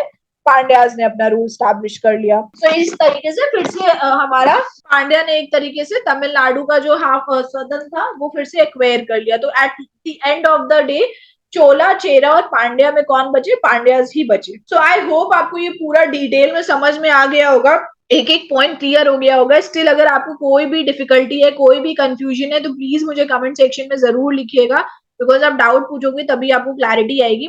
तो please do write in the comment section below. कोई फीडबैक है तो वो भी कमेंट सेक्शन में जरूर अपने फीडबैक मेंशन करिए, कि आपको ये वीडियो कैसी लगी, अगर कुछ इंप्रूवमेंट है तो वो भी प्लीज कमेंट सेक्शन में जरूर मेंशन करिएगा। एंड डाउट एंड क्वेश्चंस तो अगर हो तो प्लीज मेंशन करिए। कुछ और ऐड ऑन करना है इन्फॉर्मेशन तो वो भी मेंशन करिए। अगर आपको एमसीक्यूज चाहिए तो प्लीज डू राइट कि मुझे एमसीक्यूज चाहिए, तो मैं एमसीक्यूज के ऊपर भी प्रीवियस ईयर क्वेश्चंस के जो होंगे आए होंगे उस पे एमसीक्यूज में लेके आऊंगी। सो उस पे भी प्लीज मुझे बताइए अगर आपको वो चाहिए, या और कोई टॉपिक पढ़ना है तो वो भी प्लीज बताइए। Please like share this video, subscribe this channel, and please comment section में बताते रहिए कि आपको कैसी लग रही है वीडियो। एंड मैं अब वीकेंड्स पे आपके लिए वीडियो लेके आऊंगी। मैं पॉलिटी भी स्टार्ट करने वाली हूँ। एक बार एंशिएंट खत्म हो जाए ना तो फिर मैं पॉलिटी की मैं वीडियो लेके आती हूँ आपके लिए, जिसमें प्रीएम्बल एंड फंडामेंटल राइट्स पे मैं आपको काफी अच्छे से एक्सप्लेन कर दूंगी, सो आपको सब क्लियर हो जाएगा। तो मैं पॉलिटी की भी वीडियो लाऊंगी, डोंट वरी अबाउट इट।